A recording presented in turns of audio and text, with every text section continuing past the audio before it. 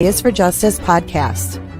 If live breaking news and following true crime is your thing, then please consider subscribing to my channel. And if you like what you see in my videos, please consider giving them a thumbs up.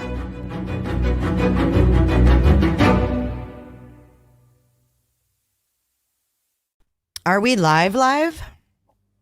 Hello, everyone. We are live. Hello. Hello, Miss Potato. How are you? I'm doing pretty good. How are you? I am exhausted. I'm not going to lie. I'm freaking exhausted. So I put together this awesome desk and it's just barely done, right? So I'm not completely done, but I'm so tired. I've been at it all day and I just barely got everything up and running like right before the live. So, hey, Mike Sanner, thanks again for the desk. I feel legit. I was just telling Potato before we went live that I feel like a legit podcaster, streamer. And she's like, a desk will change everything. And I said, yeah, try it sometime. They're awesome. The desk will change your life. It will change your life. I implore you to try a desk. Especially one with lights on. Oh, I know. So once I get the lights up, it's got lights underneath the shelves here. The shelves go all the way around. So I'm going to have I have another computer right here. And I'm going to be able to have chat pulled up or whatnot. And then I can have another screen over here. I'm going to be like, whoa. And then I could actually screens. I know. And then I could put a little kitty bed and like Emmy can sleep right there. And I can put doggy and kitty cam. It'll be fun. So I'm so grateful. Thank you so much, Mike, for getting this off the wish list. It's changed my life drastically. Okay. So, so that's how I am. It's hot here. The weather's been really weird because usually we don't have this hot of weather, and we've got this red tide, and it's this fungus that algae or fungus, I don't know. It blooms and it's worse when it's hot and it's hot out. So the beach has dead fish all over it and it stinks and you just can't enjoy the beach, and it's spring break. So that's our woe here in Florida. And it was just brought to my attention that you've got a woe in Britain. Oh my God, I know. And I only just saw it as I was coming on here as well. I was like, what? I saw the word tsunami. I was like, that can't be real. We don't get tsunamis here. That's not a risk. Yikes. So this just came across in Potato's News, and this is legit news source. And it says scientists issues terrifying warning that UK could be hit by a mega tsunami at any time. I mean, that's scary. Any time. What? Right. Is there a time frame where you're in the clear? I don't know. That's what I'm wondering. Do you only have to worry about this for just a little bit? And then, yeah. I think it says in there there'll be a 6-hour warning or something. A 6-hour warning? Mm-hmm. That's not enough time to get a flight. Yeah, I know. Or even to get out of the cities that it's meant to be hitting. I mean, it's meant to go in as far as London. A 3-hour tour. We might have another Gilligan in the form of a potato soon. She's gonna get washed up on an island. What about that one island where they have those weird statues with the heads? Oh, Easter Island. Easter Island, yeah, with all those random statue heads, and no one knows why they're there. The ones that actually have bodies. The bodies are in the ground, or yeah. We just watched that, didn't we? In that video. Mm-hmm. Do you guys know what Easter Island is in those things? Did you know that they're full statue bodies, but you can only see the heads because of the years and years of erosion or something? They don't know. So I don't think this is a coinky dink, Potato, that you've got a tsunami warning that California literally has something called an atmospheric river going through the whole state. And we just had that Chinese balloon or balloons going around. So did they F with, because they said we're monitoring the weather. Did they F with the weather? Because everybody's getting pummeled with snow. Yeah, we've had snow. Are you even supposed to be getting snow right now? Is it winter? No, it's spring. I mean, sometimes some years we do get snow. But so it's not like totally out of the ordinary, but no. Yeah, so this just came up, man. This is like right today, like the heck. So now I'm going to show you, Potato, because you didn't know about California. Mm-mm. This is some scary stuff, and I don't know anybody directly affected by this. I don't think anybody's been in chat that I've seen that is directly affected by this. But look at these homes. This is California. This is California. That looks like a tsunami. What the heck? Yes. So what it's called is this atmospheric river. And let me get to the point where they actually show you. It actually created like a, kind of like a, see that? It's like, here, we'll just watch this. Mountains above Burnsville, where there was a massive wildfire that had come through, and you see the black and charred trees, and it's such a dramatic sight to see in contrast with the white snow. Let's go over to this one. In today's other headlines, California took another hit from the heavens as a so-called atmospheric. There's an echo for everybody? Yeah. Mm-hmm. Yeah, someone in chat just said there's an echo. I wasn't sure if it was just me, but they're saying echo too. Like double when playing. I talk or when the thing plays? Just the video. Oh, just the video is echoing? Mm-hmm. Okay, hold on. Give me 1 second.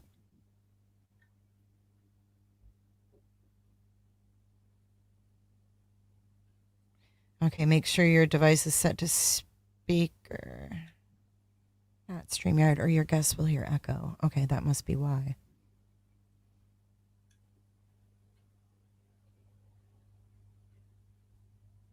How about now? Is it still echoing? Oh, it's just the video, right? Yeah. Okay, try it now. River brought torrents of rain It's fine now. Okay. and more snow. Now it's echoing. Reports adding It's echoing again?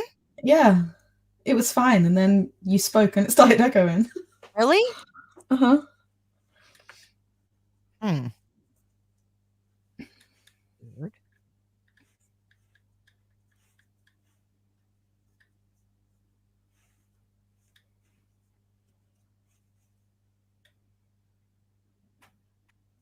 All right, let's try this. to the state's weather woes after a series of extreme storms. Is it still? No, it's fine. Hours of rain since last night have caused overflowing waterways to Still okay? Mm-hmm. All right. wash out roads. The downpours have filled freeways around the San Francisco Bay Area, and 34 counties across the state are now under a state of emergency. Piles of mud still line the streets of this neighborhood in Felton. It's been battered repeatedly by storms since the start of the year. I'm past the burnout part. I'm in the acceptance part. Tom Fredericks had just gotten through cleaning up from the last series of storms. We've been working every week when we can since then. And it's just starting right now to feel like it was before the storms. So this is kind of discouraging to be facing it all over again. In Southern California, there are concerns new rain could melt tons of snow from previous winter storms and trigger catastrophic flooding. And evacuation warnings have been issued, including in Merced County in the central part of the state. Just 2 weeks ago, people had to be rescued there. I don't want to go through this again. You know, after being rescued at 1:30 in the morning on a flatbed trailer with a backhoe pushing cars out of the way. Oh my God. And, yeah, we're not going through that again. So we'll be leaving early if it is going to look bad. In parts of the state with massive snow accumulations, the risk of roof collapses is rising, as up to 8 feet of new snow is predicted in high elevations. Kim George is the battalion chief for the South Lake Tahoe Fire Department. Some of these shaded neighborhoods have probably 8-10 feet in the city, and the county areas even more so. With all of the snow load and the amount of weight that's sitting on roofs. Crazy. What is going on? So this atmospheric river created a rut kind of, and it's just pouring water through California. That's crazy. Yeah, it's like, where did that come from, you know? When's it meant to stop? Like, how long's this atmospheric thing meant to go on for? Yeah, I don't know. Well, now they're getting more. So they got snow, and then it melted, and then they got rain, and now they're getting more snow again, and it's just a mess. I just hope that everybody stays safe out there. It's nature correcting last year's drought, says Bitch Franklin. It is changing very dramatically, Christopher. I agree. Well, I want to say hello. I didn't say hello to everybody. Hello, all the Roberters and Robertalinos. Welcome to chat. If you're not sure what a Roberter is, ask a mod. They're in blue. They are blue. Between the fires and floods. I know. Hello, Miss Heather. Hello, Sage. Hope you're doing well. 80 here yesterday and today 50s. Wow. Hello, Michelle. Casey and Carrie. Sylvia. If I missed you. Hello, Leo. Thanks for being here, moderators. So yesterday we were watching this new company called Relativity. And I wanted to talk about that for a minute.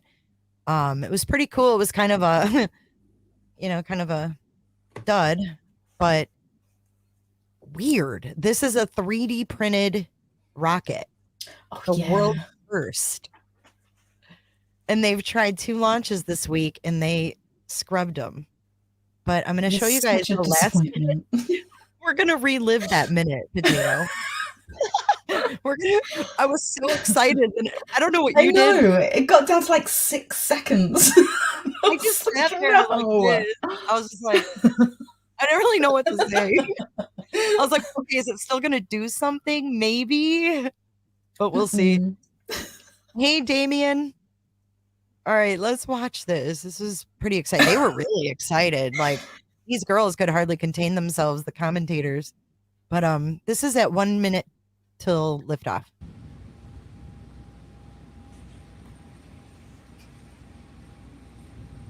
$3D printed. I just don't even understand that. Like, how do you even... Announcement on countdown net is the LD. We got a hold called prior to terminal count. Oh, are we held here? It says hold. Oh, this is when we were...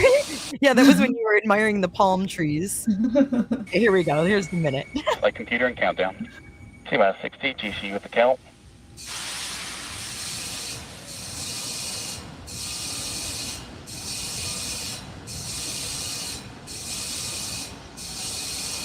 LD, are you go for launch? LD is go for launch. And we just got that final go for launch from our launch director. We are now so excited. The range is green. We're now about 30 seconds away from the moment that we've all worked so hard for our first launch. We've had a lot of fun with you, Terran 1. Good luck. And here we go. Good luck, Terran 1. This is pretty crazy. Here comes the countdown. 10, 9, 8, 7, 6, 5, 4, 3, 2, 1. And then no. I said, I'm like, is something happening? Wait, did it go? I was like, is it gonna still go?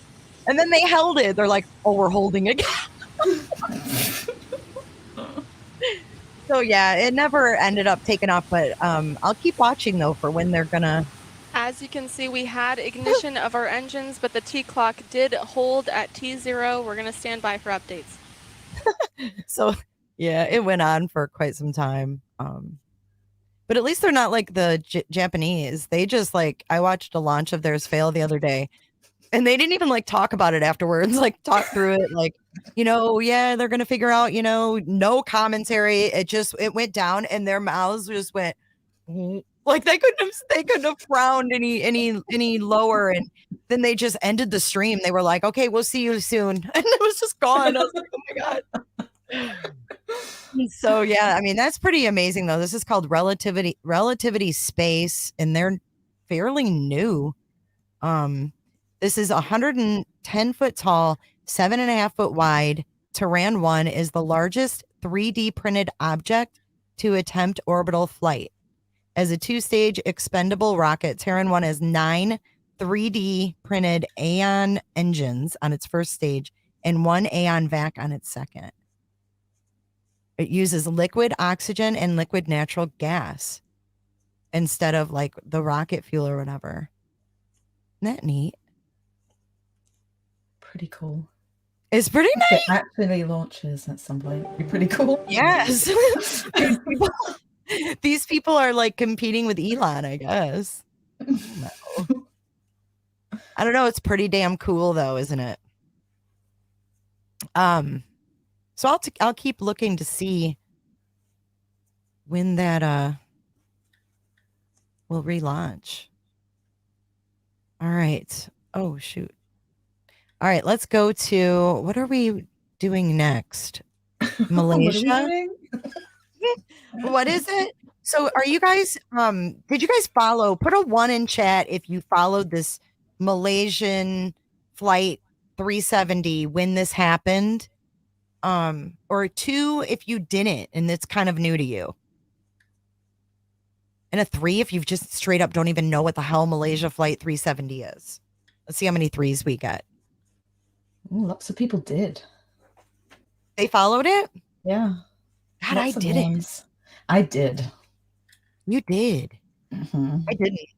I mean, I heard about it, but I didn't like follow it closely. And I don't know. We watch a lot of airline stuff here, and it came up in my feed, and I watched something on it, and I was just like, I was just enthralled with it, and I was like, what the heck? And then I found there was a Netflix when I Googled it, and I'm like, wait a minute, like I literally just came across that. I think it was either the 9th or something, the 8th or the 9th, and I think the Netflix came out on the 8th. And I'm like, how the hell? That's so weird. And maybe it's the anniversary, algorithm, because like Probably. maybe, it could be pulling it up that way. I had no idea that they were even doing a Netflix. I hadn't either. And it's really good, you guys. I'm not all done with it yet. I'm still got to finish 3. It's pretty I watched long. it all today. I finished it. I started watching it last night, but I fell asleep. But I finished it today, and it is really good. There were some bits where I was like, oh my God, where is this going? Yeah. But they kind of come full circle in the end. It is really good. It's really interesting. It is interesting. Hey, Janice, I hope you're doing well. Oh, Janice says she's ready to fly in 2 weeks, and she's scared considering the issues. Where are you flying to, Janice? Yes, Leo. This is the flight that it literally vanished. Mm-hmm. Vanished. That is so scary. You know that? Yep. Yeah, literally like 90 seconds after they were supposed to pass into the next airspace. Yeah, like they were gone. It's so scary. Let's watch. I'm gonna holler if you want me to pause it. I'm gonna play a Seen little Black clip Box from Grunge. This is a Grunge video. They kind of like break things down. Have you ever watched them? Mm-mm. This Grunge. No. They have like shorter videos. potential onboard suspects, and some terrifying sightings on the day of the disappearance. Malaysia Airlines Flight 370 seemingly disappeared without a trace, and so many mysteries remain. It goes without saying that it's extremely concerning for a commercial airplane to mysteriously vanish, seemingly into the blue while full of passengers. When that plane is a Boeing 777 fitted with all the high-end tracking and navigation technology the 21st century has to offer, it's more than a little sketchy. Malaysia Airlines Flight 370 was carrying 239 people when it disappeared in March 2014. The flight left Kuala Lumpur, the capital. 239 peeps that just vanished. Can you imagine all those families? Like, that guy in the Netflix, it breaks my heart. His whole family, his wife, his children, they were on that flight and they're gone. Capital of Malaysia and was supposed to land in Beijing. Within an hour, the plane lost contact without giving any indication as to what might be happening on board and without sending a distress signal. On the day that Flight 370 vanished, several people across a vast area stretching from Southeast Asia to the Maldives claimed to have seen the aircraft, and none of the accounts sounded like the flight was going according to plan. Most described an aircraft flying extremely low. Mike McKay, a worker on an offshore oil rig near Vietnam, told CNN that he observed an object in the sky that was on fire. In Indonesia, the state news agency reported that there were sightings of a crash from local fishermen. The disappearance is considered one of the biggest aviation mysteries to happen this millennium, and it continues to boggle investigators. A multitude of theories have been suggested regarding what might have happened to Malaysia Airlines Flight 370 and the 239 people who were on board when the plane vanished into thin air. It's all consistent with somebody who wanted to simply vanish from the face of the earth and make sure that the ultimate crash site was never found. In 2020, Malaysian leadership suggested that Flight 370's disappearance might have been a murder-suicide, but it was unclear who could have allegedly perpetrated it. Okay, I think they've ruled that out, don't you? The murder-suicide? But in the Netflix thing, it seemed like they were ruling it out. And I think that in the final report, they didn't mention that it could have been a murder-suicide. But I don't think they've ruled anything out because they still don't know what actually happened. Yeah, they have no idea. Like you said, it came full circle, like back to we have no clue. Okay, so it's really scary. And what do you think about the part about the Russians? Oh my God, that's the part where I was going, oh my God, where is this going? Because you're like, oh my God. Like with everything that's going on at the moment, it just started to seem like it was going to be some propaganda stuff. And I was like, I don't know about this. I was shook by this hatch door. Oh my God, yeah. How is that even true? What was it? What? How is that even like? I don't know. As I was watching it, I'm like, why is that even a thing? Number one, and number two, now everybody's gonna know it's a thing. Yeah. Yeah. So it's a little hatch thing that goes through to the whole like technical part of the brain of so anyone that's in the cabin can get to that. Like, why is it there and not in the cockpit that's behind a locked door? Right. So apparently there's like this trap door covered by a rug that it's unlocked and you can go down there and you can turn off the radar. You can control the whole plane, power to the whole plane. That doesn't even seem like it should. Like, why is it like that? Yeah, exactly. Why? And why has this never been brought up before? I guess is my thing. Like, why has this hatch door never been talked about? All through 9/11, I mean, that was like the biggest terrorist attack we had with planes. And I've never heard of this trap door thing. Nope. And now, because this Netflix documentary, everybody's going to know about it. They're all going to know. Yeah. Like, I would hope they change it. I mean, yeah. So their theory. No, I mean, they're going to have to freaking lock them.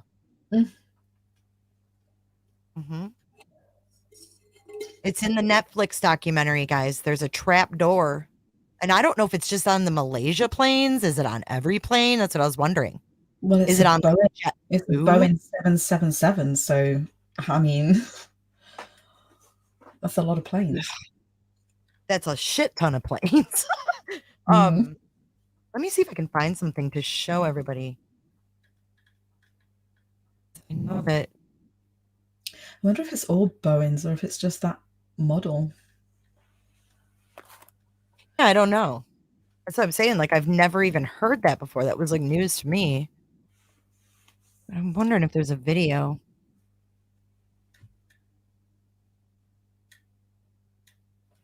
Oh, here we go. It's in the Daily Mail. Let's check this out. It says here that hijackers who took control of missing flight MH370 must have crawled through trapdoor in full view of cabin crew to disable second communication system. So it was shut off between 1:07 a.m. and 1:37 p.m. It followed last verbal communication and transponder turnoff. Flight then flew into a navigational and technical black hole. And they're saying to disable it would take a lot of aircraft knowledge. Like you couldn't just be like, no one could just go down there and just do it. But this is where they say the damn thing is located. In the gallery right here in first class. And they said that there was 3 Russians on the flight and one of them was sitting in first class. Just a mere feet from this trap door. But then the question still lies. Where in the hell is the plane and where are the people and where's the debris and where are they? In the ocean. I mean, that whole Russian thing was that guy who was saying that because the plane was tracked by the heartbeats that it sends off, that the satellite picks up, and it said that it went south, but this guy was saying that it could have gone north, and that was his whole thing, that they'd taken over the plane and they'd landed it in like Kazakhstan. But I think that they disproved that. But then where would it be? Well, there was debris found, wasn't there? And they were saying that it was planted or whatever. I'm sorry. So yeah, some debris was like washing up on that little island. What's it called? The flaperon thing that's on the wing was washed up first, and that guy found it. And then they found more over Mozambique way. So they said like if it crashed into that documentary, some of those families were like, they think that the debris was planted. Yeah, but why? There were like 30 items that were found as well. And I know they were saying they were like Bowen had said it was theirs because one of the items had like a serial number and stuff on it. But there were other numbers that couldn't be matched up. There was only one number that could be, and something about the serial plate or something had been taken off. And normally that happens when a plane's been dismantled. They'll take the plate off. So that's what they're saying. If it had landed somewhere else and they dismantled it and then placed all of these parts of the plane in the ocean for them to be found. So it seemed like it crashed into the ocean, but it actually hadn't. So the first theories they looked at were the pilots, right? The first thing they were like, okay, did one of the pilots do this? Yeah. So this video, this clip rather, is about the pilots. There were the pilot and the co-pilot, and this is a little info on them. Aviation mystery ever. The investigation now focusing on the pilot and the co-pilot. The pilot is named Zahari Ahmed Shah. He's a 53-year-old grandfather. He has a flight simulator in his home in Kuala Lumpur and more than 18,000 hours of flying time. Neighbors say he's a well-respected father and a member of the community, although there are questions this morning about his ties to a controversial political party. And the co-pilot, meantime, is Farik Abhamid. He's a 27-year-old co-pilot who lived at home with his parents. Friends and family say he was religious and serious about his career. He's clocked 2,700 hours of flying, and Malaysian Airlines says they were shocked when pictures surfaced of the co-pilot posing with young ladies in the cockpit during a flight, which, of course, is a security violation. Meanwhile, the search area is now massive. So did you hear that about him? This dude, they're like, oh, he's religious and this and that. But yeah, he had chicks up in the cockpit with him during the flight, and they were smoking cigarettes and fucking around. Like, what? So the thing is, but I mean, back to seriousness, the guy and the German man who lost his entire family in this, whatever you want to call it, this mystery. What broke my heart was when they were all holding up, those pieces of paper in that video, and his said, "Where is my daughter?" Her name, and then the next page, "Where is my wife?" Her name, and then you start to think, could their family members be somewhere alive? But that would be a lot of people to tuck away. Yeah. I mean, after 8 years, I would think somebody would have surfaced by now. Yep. But yeah, he seems like he was a little bit of a wild one. Ladies in the cockpit during a flight, which of course is a security violation. Wait till you see the pics. Meanwhile, the search area is now massive. It's focused on two huge areas. Those red arcs you see there on your screen. A northern arc stretches over land from the border of Kazakhstan and Turkmenistan to northern Thailand, and a southern arc spans from Indonesia all the way down into the remote southern Indian Ocean. 25 countries now involved in this huge search. And of course, we have that blew my mind. 25 countries. I mean, that was a huge area they're searching. And to have nothing.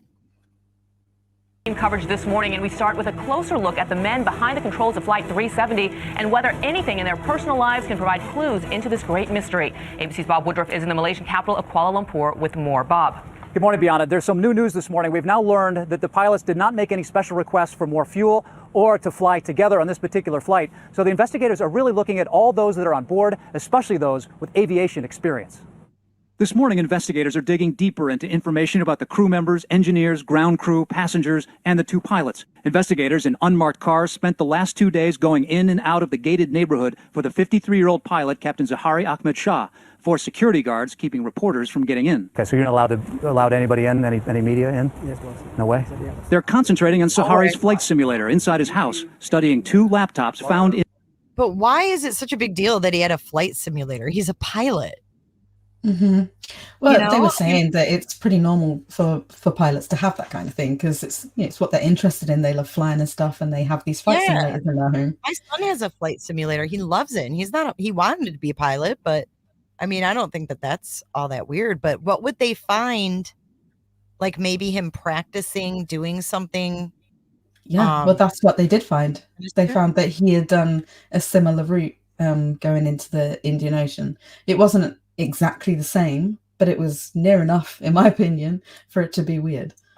And they do show that as well. Like they show the track of what he'd actually done.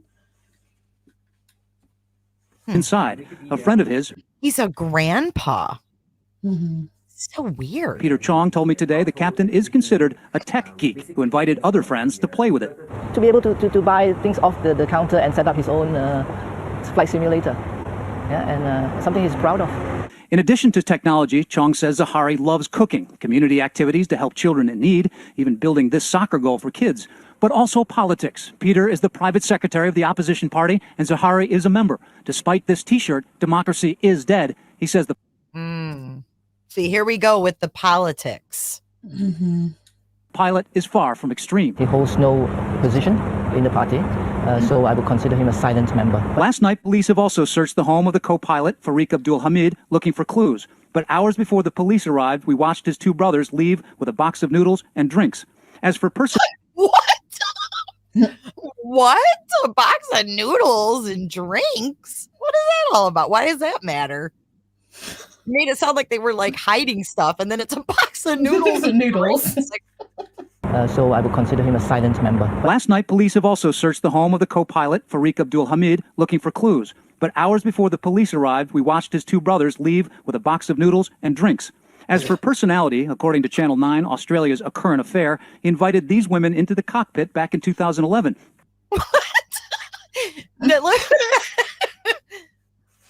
Who are these women? Do we know?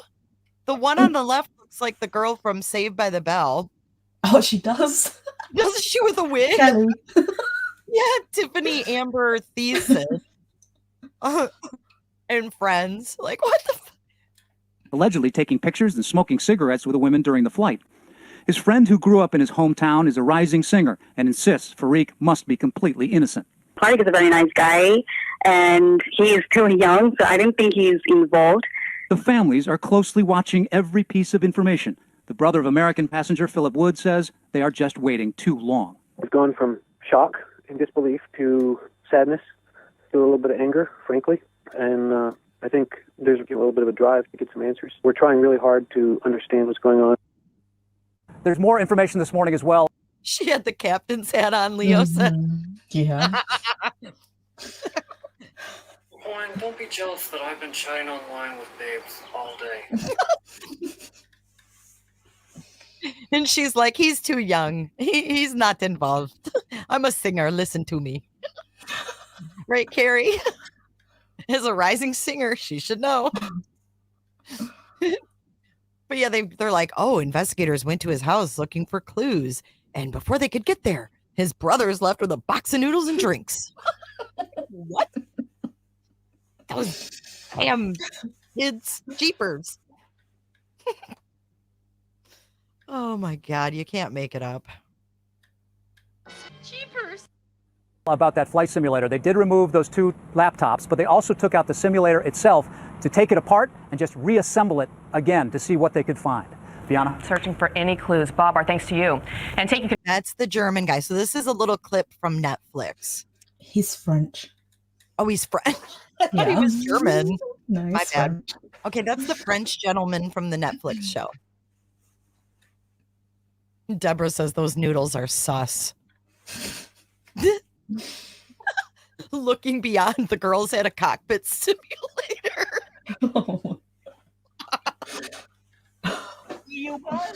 Oh my God, they're sitting up there smoking cigs. Oh, like, didn't the passengers smell it? I would Okay, be like, thank. what? Like, I got it, Gordon, aka Wolf. Janice, where are you flying into? She's coming to Florida. Ooh. I know. All right, let's finish this. And then we have our body cam from Moscow, you guys. I know that's what. Been on our show a few times in the past. So this is the guy that is the aviation journalist. He's like narrating throughout or interviewed throughout the whole Netflix. Gordon I called didn't it like him. Netflix. You I didn't didn't. like You him don't at all. trust him? No, Really? He was pushing so hard with his whole theory thing. He was even trying to make that other guy seem like he was connected to the Russians. I was just like, just pushing too He hard. seems to really, yeah. He seems to me, I felt like the Russian narrative was what he really believes happened. Yep. Yeah. So he was really. I mean, you got to take that into consideration too when you watch that. Well, it just didn't make sense either. He was kind of ignoring some important information, like in his mission to make this whole Russian thing believable, and I just didn't like that. Anne says, well, that's weird. I've been watching this on Netflix since earlier today, and now you're talking about it. That's weird. Yes, Janice. Even, are you staying in the Orlando area? Because Daytona in Cocoa is not that far. Even if you go to Daytona, oh my gosh, you'd have a really, really good look at it. Tuesday night, there's a SpaceX is going up at 8:30. So it'll be, I don't know if it'll be dark by then though with the time change. But I can see it from here. Like last night when they came back. Oh, I gotta tell you about this, Potato. Oh yeah. Last night when they came back through the atmosphere, get this. We ran outside and we could see it. It came down. Wow. So, yeah, they came back in. So it was all automatic. Everything was autonomous. Is that the right word? So they land in the bay or in the Gulf right off of Tampa Bay here. And they had like a rescue ship out there. And then that capsule was just like, I was like, how weird would that be to go from total weightlessness to bobbing around in the ocean?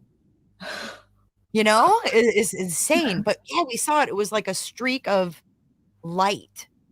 And then it kind of fizzled out as the parachutes opened and they started coming down. But man, that was really cool. It was really Did you neat. hear the sonic boom? I didn't hear anything.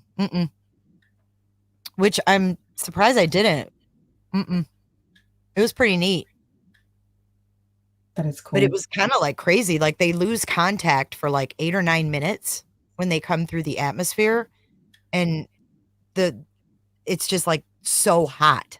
I think they said it's like 3,000 degrees on the outside of the rocket or the thing, whatever it's called. Pretty crazy. Titusville. Yeah. If you go there, you would have awesome view of it. All right, let's finish your favorite guy. So what is that piece? That's one of the pieces that they found? Mm-hmm. They didn't find anything like bigger than that? Yeah, they found that flaperon thing from the wing. Oh. And they also found like the frame from TV set that's in the back of seats. And there were other weird. just parts of stuff. Downtown Llama wants to know, have you heard of the semiconductor patent story? I have not. No. Because this whole situation, I didn't follow it at all. So if it wasn't, I don't know if that's in the Netflix. I haven't finished it yet. I don't think so. Missed you too, Miss Anne. I know, that was kind of weird. Celebrate with champagne when you find the wreckage. Like, what? Mm-hmm. But this guy's saying, though, like, that they didn't find anything. It was a huge area that they were looking at. I mean, it was the Seventh Arch thing. It's like 23,000 miles search area. That's massive. You know, there's been planes there was a plane, Air France plane had gone down in the Atlantic Ocean, and they knew where it had gone because they'd sent out like emergency calls and stuff. So they knew what was happening and roughly where it had gone. And it still took them 5 days to find surface like wreckage. And then it took another 2 years for them to find the actual plane in the ocean. So, you know, even when they know that the plane's gone down and where it's gone down, you know, they can pinpoint all that. It can still take years for them to find it. And that's a smaller area than this as well. Like, this is in the middle of the Indian Ocean. It's huge. Like, it's hard to fathom how big it actually is. I just when don't start get it, thinking though. about Like, it. But when you look at it, it's a huge area, 23,000 miles. Right. I mean, it's like a needle in a haystack when you look at it like that.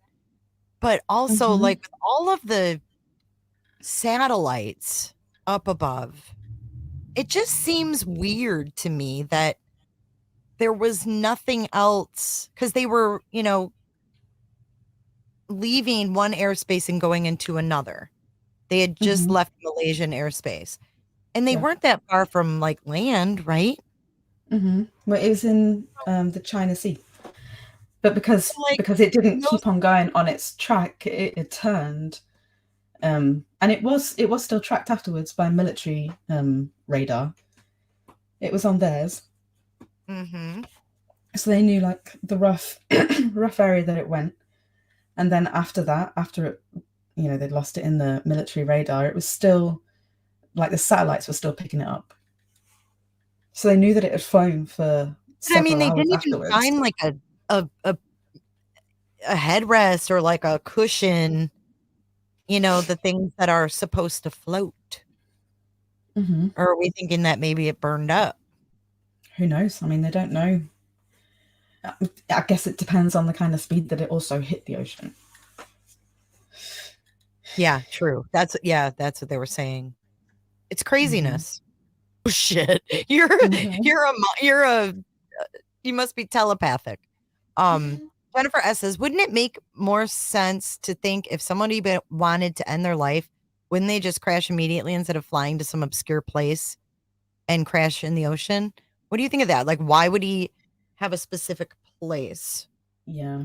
I mean, that's what's happened before. Like, there have been cases of pilots that have been on a suicide mission, but they kind of crash like immediately. Like, there was that guy who crashed into a mountain. Like, there's never been a case of anyone who's flown for like 6 hours, but it depends on, you know, what he loved flying. Maybe he wanted his last flight to be down towards the Antarctic like he'd done in a simulator and crash and never be found. I mean, who knows? You know what was really sad was like just hearing all those people and that just waiting to find out, you know, what was going on. Just the crying. Like, what do you say? You know, like what would you even you wouldn't even talk. You would just be just so distraught and in shock that you went to go pick up your family member only to find out their plane's gone and nobody knows where it is. I just can't even imagine what that would be like. Yeah, it's unthinkable. It is absolutely unfreaking thinkable. So where And are her the parents? stuff- Go ahead. I'm sorry. The stuff with that black box thing as well. What I found really weird is that the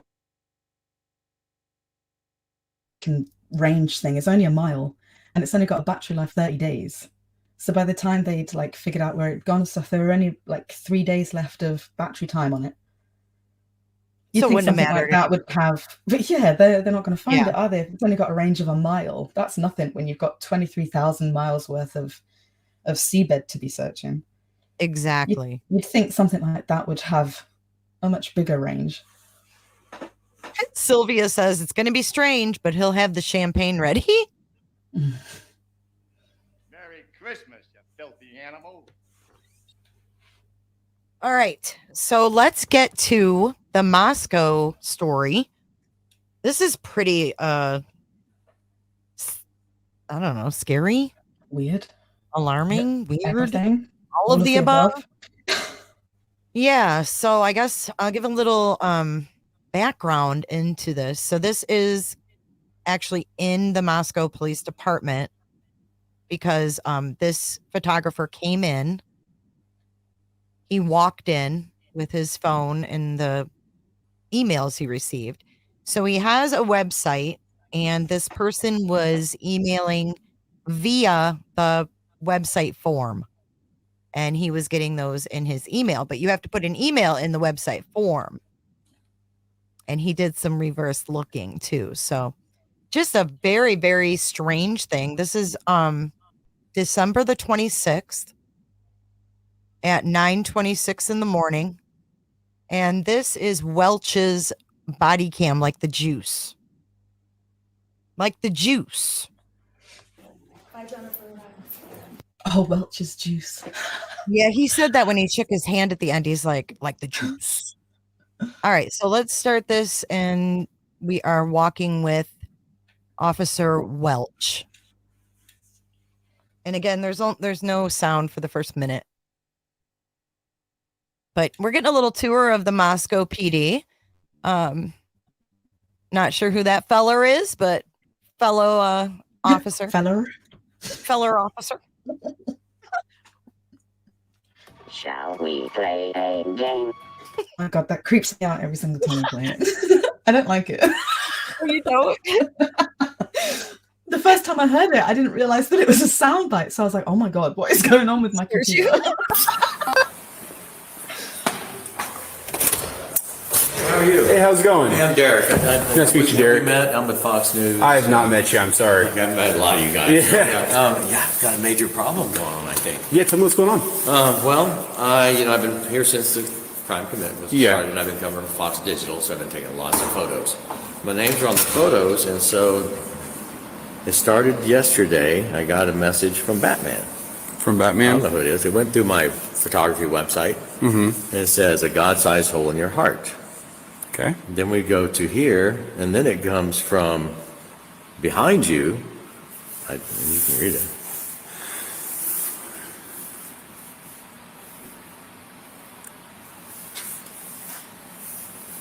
So kind of thinly veiled, right? Yeah. Okay, now, then, the next one I got came, and he said, when do you think they're going to get him? Do you see what I see? Timely song. Okay. Which is weird. And then we go to this last one that I just got this morning. You're a fucking coward, aren't you? Now I did a reverse lookup on the internet with my stuff, and that's who it is. Both emails go back to him, and like an idiot, he used 76 in both of his passwords because that's his birthday. Okay. And I've warned my kids at home and my wife. But I called the FBI yesterday and reported the other emails, but I just got this new one today. Yeah. And I just got back in town today. Okay. I've been off for the weekend. And so what did the FBI tell you about the emails? They just said they were going to pass it on. I just called the tip line. Okay. And they said they were going to pass it on. They gave me a form to fill out. Yeah. And I filled out the form. Okay. Would you be able to send those emails and the screenshot of that to my personal email for me? Yeah, sure, no problem. Let me screenshot the last email. I appreciate it. Thank you so you much. too, guys. And so he's never responded to you prior to this? No, I've never. Okay. I don't know who this guy is. I don't respond to him. Yeah. You know, my website's so obscure. I'm just a photographer that does Yeah. high school portraits and shit and stuff. Have you received any kind of like threatening emails in the past prior to this? Never in my entire life. Okay. And First time. I've been a paparazzi for years and years and years and years and years. Okay. Okay, so let's go there. Let's go there. Then I will go there. Have you observed any kind of like a person following you around or No, I'm very okay. criminal on that. So the whole behind you thing could just be Look over your shoulder, dude. I'm coming to get you. Yeah. That would be my thought. That's what I got out of it. Okay. But I don't really. No, I just don't really know. Okay, so, do you need? I guess you don't need the header, right? You just need the message. If you could just send me everything, that'd be awesome. And then I'd like to take the last look at that email again that you that he kind of made the threatening comments. Okay, mail. And then if you just want to put in your email. Yes, sir. Appreciate it. Thank you so much. No, I appreciate you guys. Thank you for all your help. And I do have actually some.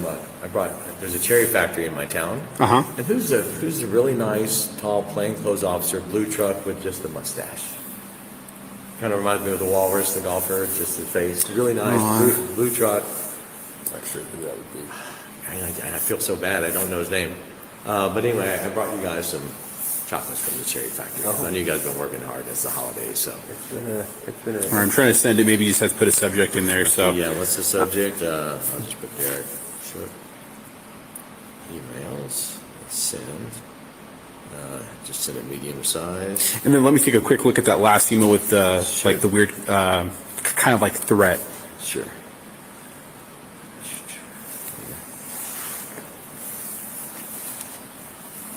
And so, like I said, is it okay if I go? Yeah, look at the other ones? Okay. Whatever you need to do with my phone. Batman.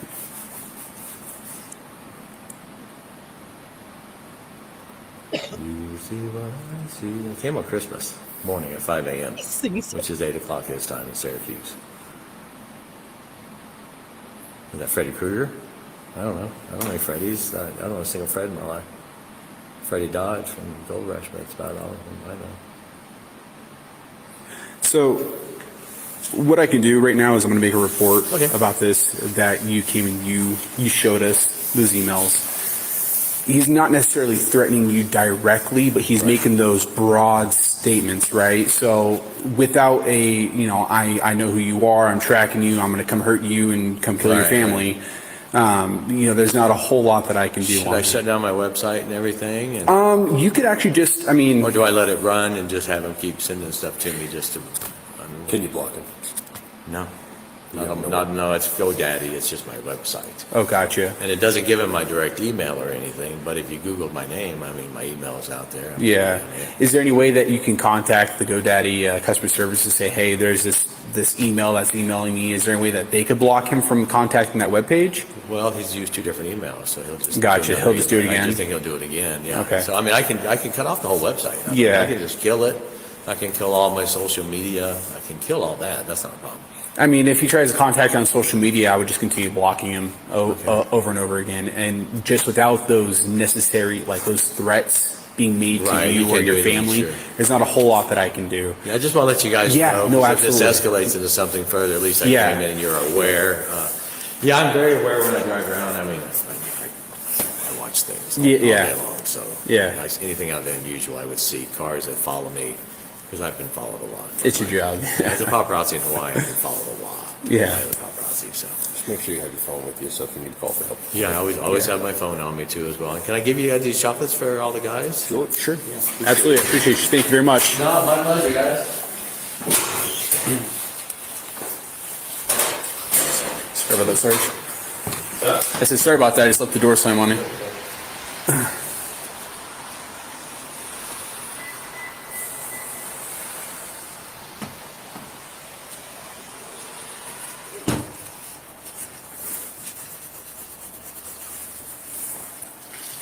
I think I have to take it back. No worries.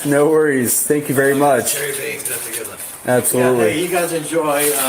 I know you guys are working really hard out there, so. Yeah, I appreciate it. Thank you, sir. Keep it up, and I'll let you guys go. And what your last name was Welch? Welch. Like the juice. Like that's perfect. Thank you very much. I appreciate all your time. And Absolutely. Sorry, I've become kind of a weird part of this. Hey, but- no. It's totally fine. If you have any more questions or it progresses, just let us know, and then we can start, doing something Yeah, about it. Okay.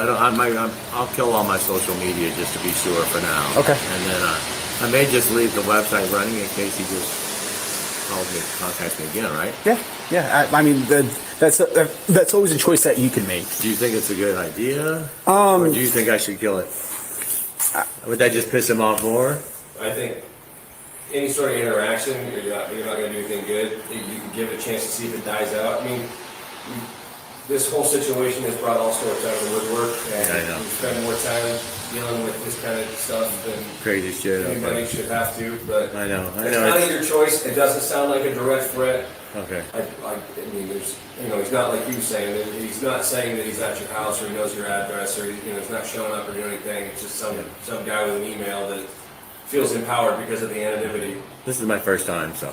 Yeah. Hopefully my last. But again, let us know. If it dies down and just goes away, it doesn't mean you shouldn't be diligent. Right, yeah, situationally aware for sure. Absolutely. Okay, thanks, Absolutely. guys. I appreciate Officer Welch. And your last name? Hathaway. Hathaway? Yes, sir. Thank you, I appreciate it, guys. Awesome. You guys have a safe holiday. You too.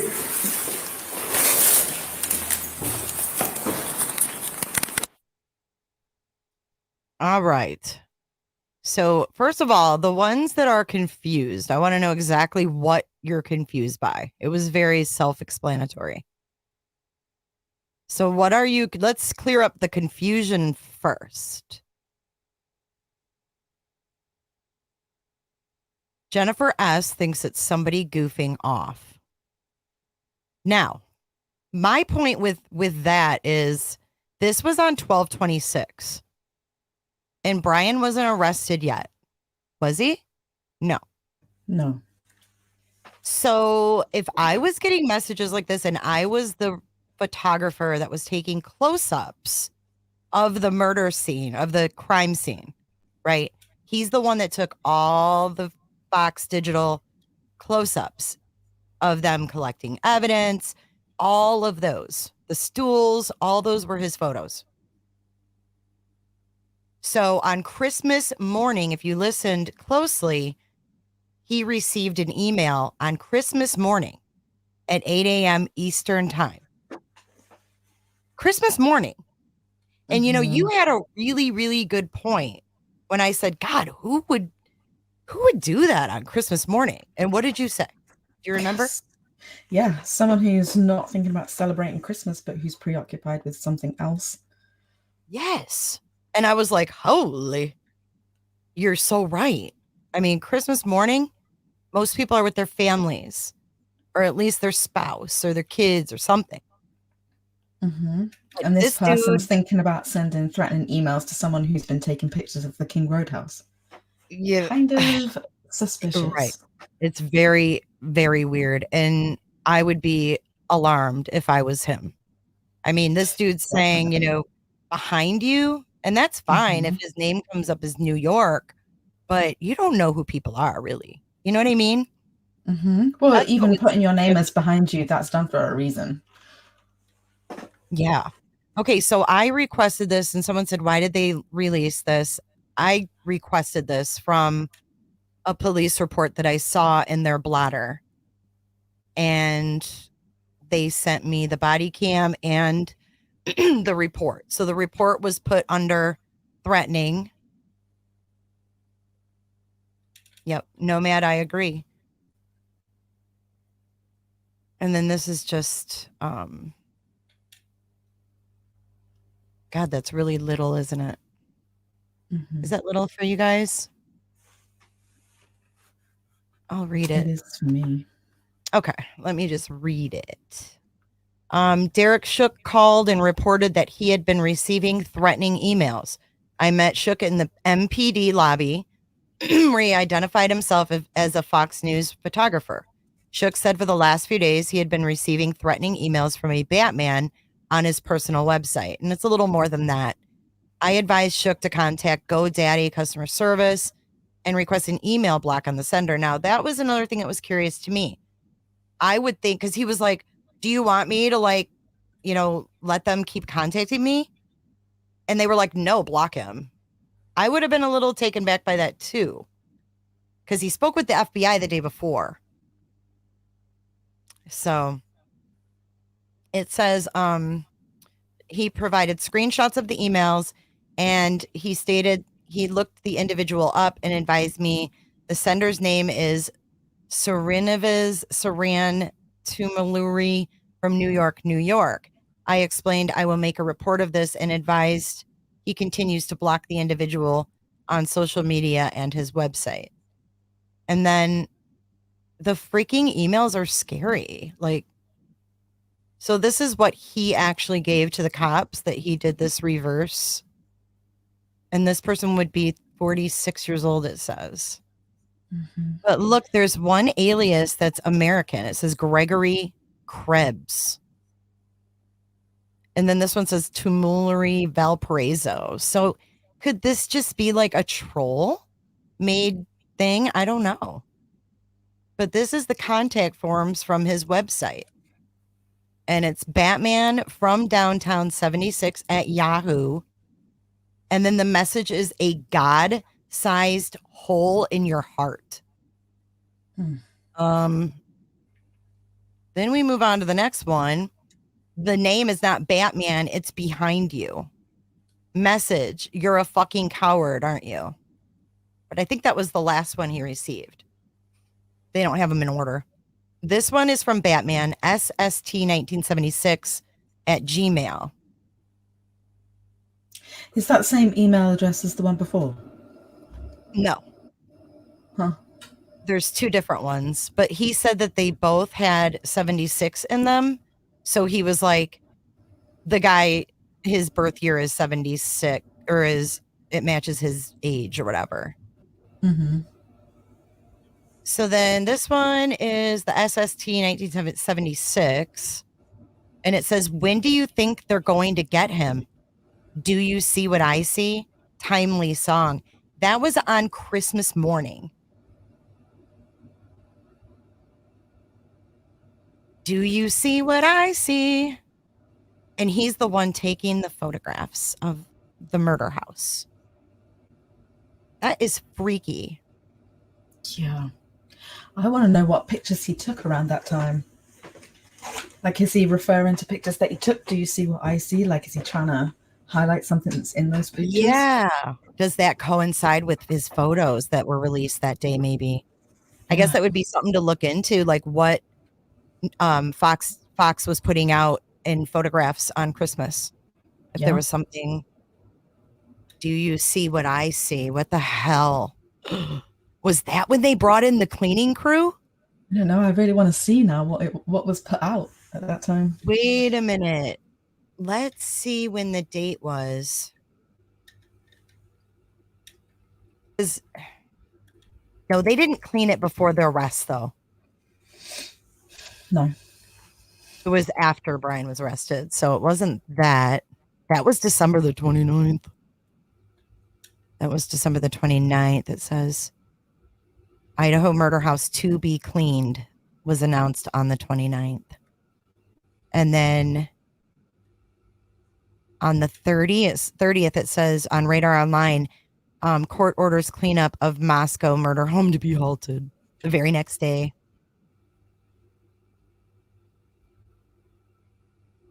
That's weird. Okay, so let me look up, because you can look up like Fox Digital Moscow murders and it'll pull up. And then if you go to Google Images, it should pull up all of the images from that time frame as well. But let's see what he was doing back in the end of December, if I can see. The 21st, we have, let's see what this Fox News is.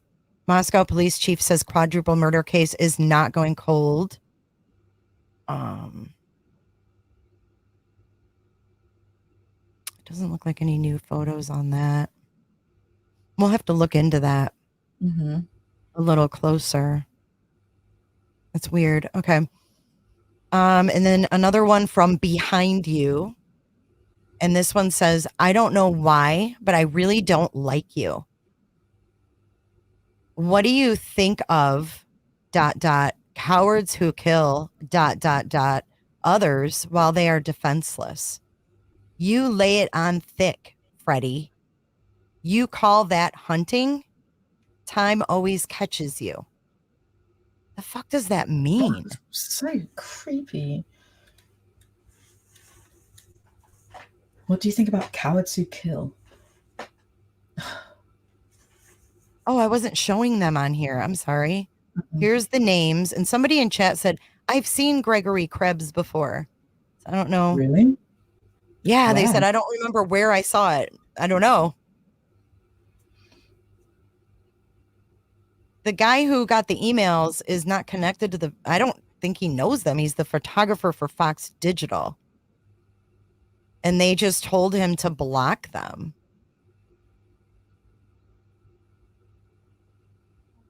When do you think they're going to get him? Do you see what I see? Oh, weird, Sylvia. I founded G. Krebs, she said, in Idaho. He passed away and was old, but he was churchy. Creepy stuff. Huh. Weird. Who is Sofa? Who is?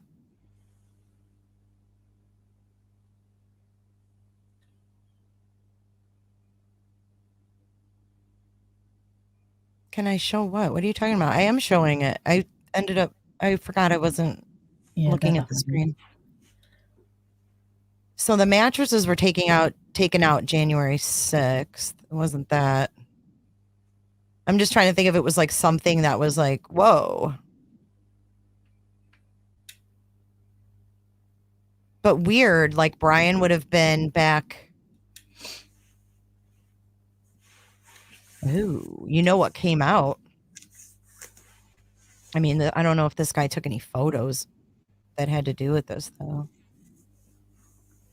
I mean, okay, let me show you this Fox screen. Fox screen.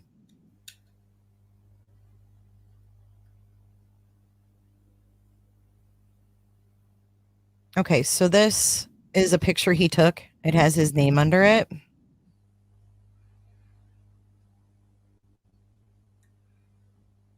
But on this day was when that TikTok girl was sued by the professor, Rebecca Schofield. This is when the TikTok cyber sleuth accused her of the campus killings, and Rebecca said in her lawsuit she never taught or met the victims. But like I said, he took this. I mean, all these photos. He was probably the only photographer there. And he was there from the very beginning. And we saw a picture just as late as the 23rd of February. So he's still there taking photos. He took this one. So I don't know. It's weird.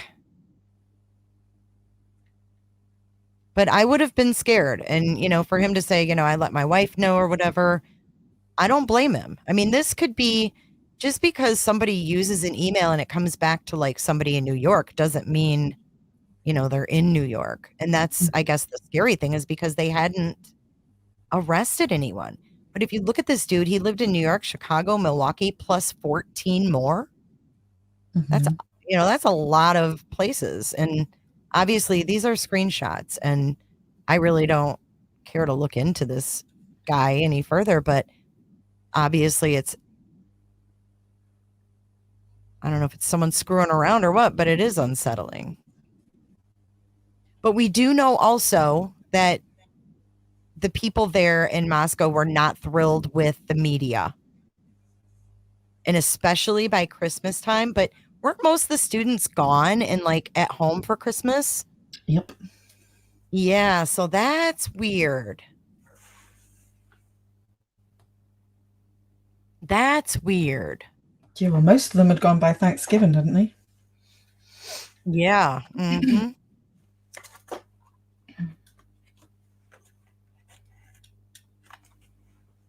Christopher Myrick says maybe he caught something or someone in his camera he wasn't supposed to see.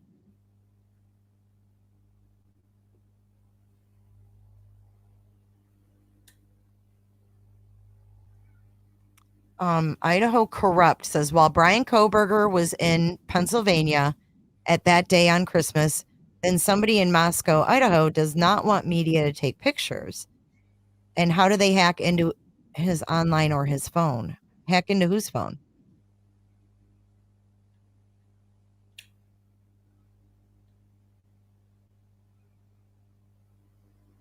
Yeah, they were. Oh, okay. Heather said they were allowed to even leave early, and then most of them didn't come back.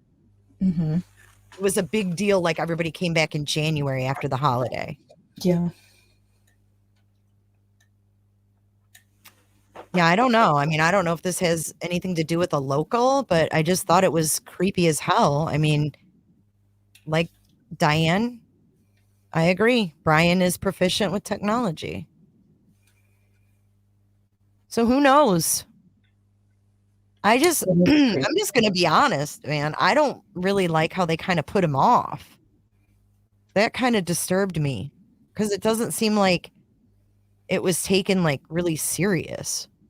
Like, oh, right to the thing. Oh, it was from Batman. Like this dude like notified his wife and his kids. Like, and telling him just to block them and stuff. That's one way of saying, well, we're not going to do anything, so block it. Yeah, we can't do anything until he actually like hurts you or something. Yep. Direct kind of threat. But you would think that with the FBI being involved, they would at least want to like maybe forward that on, but they really kind of discouraged him, I think, from ever coming back if he got any more, because that other officer who stood there texting the whole time, he was like, oh, I lost my train of thought. I was reading Sofa's thing about the poncho. The one who stood there texting. Yeah, the officer that stood there texting, he said something like, it was something when they were in the lobby, and now I can't remember what my thought was. I'm sorry. Let me give it a second. Who saw the photographer next to the house making photos, and how did they know his phone number to text him? They didn't text him, Idaho. So let me clarify. This was his photography website. His name is like attached to every Fox digital photo he takes. So they went to his website and they used the web contact form, and he got it via email. And then he saw the emails and he reverse look up the email.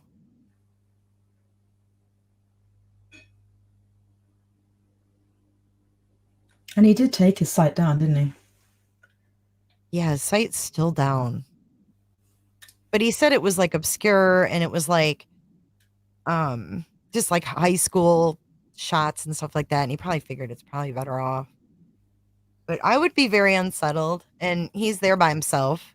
I mean, he's got the Fox reporters there or whatever, but I mean, everybody in that town probably felt like a sitting duck. Mm-hmm.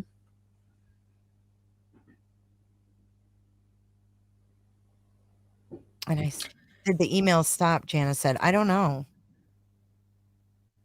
Well, he took his site down, so they wouldn't have been able to use his form to contact him. But I think that's kind of worse, because then you're wondering, well, how else are they going to get in contact? Like, what else are they going to do? If they can't contact via my website anymore, then, you know, you'd be always wondering if you're going to get a text or something. Are they going to find your number? Yeah, and he's like, I mean, the first thing he says when they open the door is, we got a problem. Let's listen to this again. Got a major problem going on, I think. Yeah, it's almost a major problem going on, I think. Mm-hmm. This dude saw it as a major problem. He wouldn't have said that if he didn't. And I'm sure that the way that they were like, oh, well, you know, block him and call GoDaddy, I would have been like, what the hell? Like, they're searching for a murderer right now. Yeah. I mean, even if they had BK on their radar, like they couldn't tell him. I understand that. But there just seemed no sense of urgency considering they haven't arrested him yet. That's probably what he's thinking as well. Like someone's still out there and he's getting these threatening emails from a name saying behind you. He's going to think someone's following him. Yeah. That's scary. And he said this has never happened and he's been paparazzi for years and years and years and years. It's just too coincidental. All right. Maybe this will trigger my memory if we listen to this part again. What's going on? Well, I've been here since the crime commitment was started, and I've been covering Fox Digital, so I've been taking lots of photos. My names are on the photos, and so it started yesterday. I got a message from Batman. From Batman? I don't know who it is. It went through my photography website, and it says, a God-sized hole in your heart. Okay. Then we go to here, and then it comes from behind you. You can read it.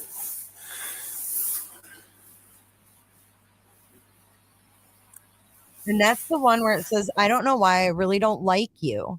What do you think of something who kill others while they are defenseless? You lay it on thick, Freddie. You call that hunting? Time always catches you. And this cop is reading this right now. Kind of thinly veiled, right? Like, yeah. Okay, now, then the next one I got came and he said, when do you think they're going to get him? Do you see what I see? Timely song. Okay. Which is weird. And then we go to this last one that I just got this morning. You're a fucking coward, aren't you? Now I did a reverse lookup on the internet with my stuff, and that's who it is. Both emails go back to him, and like an idiot, he used 76 in both the passwords because that's his birthday. Okay. And I've warned my kids at home and my wife, but I called the FBI yesterday and reported the other emails, but I just got this new one today. Yeah. And I just got back in town today. Okay. I'm going off for the weekend. And so what did that guy tell you about the emails? They just said they were going to pass it on. I just called the tip line. Okay. And they said they were going to pass it on. They gave me a form to fill out. Yeah. And I filled out the form. Okay. Would you be able to send those emails and the screenshot of that to my personal email for me? Yeah, sure. No problem. Let me screenshot the last. Did he send them to who? My personal email? Is that what he said?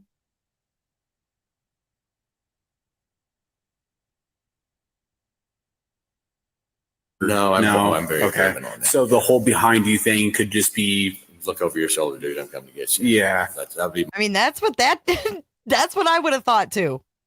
Look over your shoulder, dude, because I'm coming to get you. I thought that's what I got out of it. Okay. But I don't really know. Just don't really know. Do you need? I guess you don't need the header, right? You just need the message. If you could just send me everything, that'd be awesome. And this dude's just over here texting away. Awesome. And then I would like to take the last look at that email again that you that he kind of made the threatening comments. Okay. Mail. Kinda. And then if you just want to put in your email. Yes, sir. Appreciate it. Thank you so much. No, I appreciate you guys. Thank you for all your help. And I do have actually some. There's a cherry factory in my town. Uh-huh. And who's a really nice, tall, plainclothes officer, blue truck with just a mustache? Kind of reminds me of the Walrus, the golfer, just the face. Really nice, blue truck. Not sure who that would be. And I feel so bad. I don't know his name. But anyway, I brought you guys some chocolates from the cherry factory. Oh. So Mike Sanders said they're not supposed to give any inclination that they even know who that person is that they're talking about. Oh, yeah, they wouldn't. He's undercover. Right.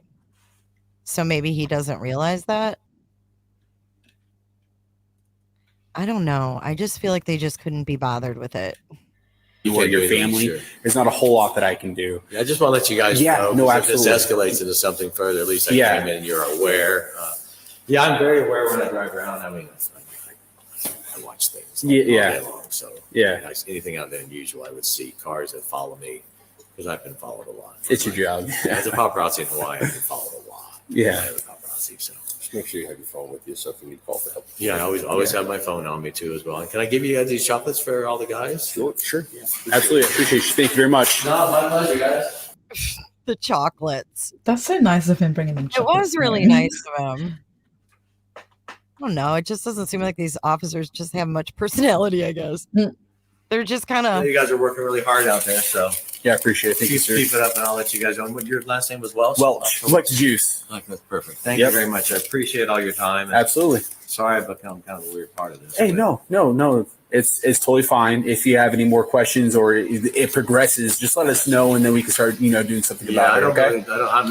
I'll kill all my social media just to be sure for now. Okay. And then I may just leave the website running in case he just calls me, contacts me again, right? Yeah. I mean, that's always a choice that you can make. Do you think it's See how he says, like, oh, that's a choice you can make. Like, he doesn't want to be the one to tell him, yeah, dude, save, keep that open for open communication with this person. Good idea. Or do you think I should kill it?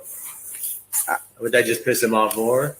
I think any sort of interaction, you're not going to do anything good. You can give it a chance to see if it dies out. I mean, this whole situation has brought all sorts out of the woodwork, and we spend more time dealing with this kind of stuff than crazy shit. That's what I was going to talk about. This part right here, where he says, we're spending too much time on this kind of stuff. It like this is a waste of time. I mean, he made the guy feel like this was a waste of time and this was silly. Now, what I want to do is in chat, some of you guys might think it's silly. And maybe you don't think that, or you think they handled it properly.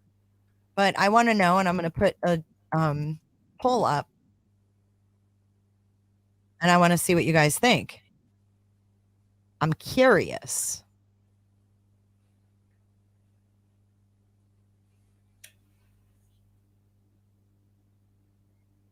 But they did take a report, Crime Solver. That's the thing that's messed up. This whole situation has brought all sorts out of the woodwork, and we spend more time dealing with this kind of stuff than crazy shit. Almost Anybody shit. have to, but I know. It's not your choice. It doesn't sound like a direct threat. Okay. I mean, there's, he's not like you saying that. He's not saying that he's at your house or he knows your address or he's not showing up or doing anything. It's just some guy with an email that feels empowered because of the anonymity. This is my first time, so. Yeah. Hopefully my last. But again, let us know. It dies down and just goes away. It doesn't mean you shouldn't be diligent. Right. Yeah. Situationally aware for sure. Absolutely. Okay. Thanks, guys. I appreciate Officer Welch. And your last name? Hathaway. Hathaway? Yes, sir. Thank you. I appreciate it, guys. He wanted his name too, didn't he? What was I going to poll on? What should the question be? Check what, Joanne? On the blotter.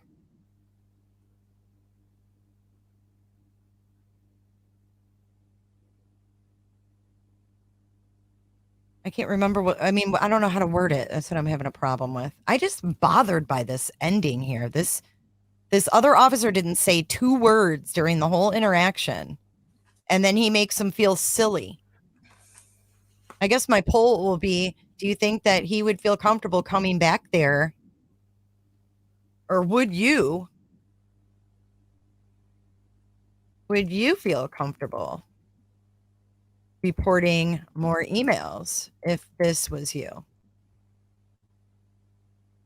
I mean, you got to remember, this is a quadruple murder happened, and then we have no one arrested, and they're still saying they have no suspect. I just don't know if I would have, they did make a report because I have it. We at least have a report, but I think that's because he walked in. Had he called, it may not have been a report. Because, I mean, we all know most of their things say no report, no report, no report. So here is the report. Here's the narrative, which I read, but this is the actual report. Here is Moscow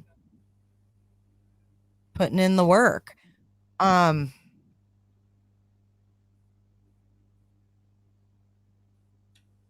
I don't know. I'm just wondering how this guy felt when he left there. He was probably going there for some kind of reassurance that maybe he would get some protection from them so that someone didn't turn up at his house. But with any kind of situation like this, they don't ever take any action, anywhere, unless someone's there. So it takes someone actually turning up at your house, and by then it could be too late. So that's really unnerving that you can't protect yourself because nothing's taken seriously unless something Yeah, like and that happens. and if he just got back into town, like he left for Christmas and then he was back into town to do more pictures and, reports for Fox, they didn't even say like, well, don't worry, like we're going to be making more rounds over there, or like there was just, like you said, no reassurance, like don't worry about it. We've got round the clock security now, or something. I don't know. Or even to say like you will keep an eye out, or if you're in the area or whatever at the house taking pictures and stuff, there'll be like maybe there's some people around to do patrols or whatever to make sure that there's not anyone there that could just turn up. I would have taken the chocolates back, someone said. Crime Solver, this is on December 26th. I don't know, man. It's just bizarre. And I don't know why they would have blown him off. And then they were like, well, what did the FBI tell you? And then when that wasn't anything like brilliant, it was something, he had to fill out a form. They were like, okay, well, they're not worried about it. Why should we be? Oh, I don't know. Maybe because you just had 4 people stabbed to death. And you're telling the public you don't know. And like Casey's comment, call us if he kills you. Like, that's exactly how it is. Right. Right. And hope they make a report on it, I guess. I mean, that's just... Oh, and here's another little tidbit. Here's your final little tidbit from this. This report was in the archives. So this report was actually archived off of the main police blotter. Why would they archive this? I don't know. No further action, I guess. No further action needed. So I just want to like give Derek some props, man, because I don't know if I'd stick around if if I had been doing this job for years and years and years and years and years and nothing like this had ever happened. And if you look at his, like, I don't know, whatever you call it, resume or credentials, he's done a lot. He's done a lot. And he's not a dummy, and for them, he's not dumb. And I have to think that he was put off, and he knows he was put off. And I noticed that Fox was really up the Chiefs. Like, they were really putting him on the spot in the press conferences and such. No, Mary, they don't. They archive every month. Okay, so I will say this. They do archive every month. So the ones that you see archived in the beginning of the month, from the beginning of the previous month, that's like probably just a regular cycle of archives. But when you see something that was made and then like 20 minutes later it's archived, there might be a reason why.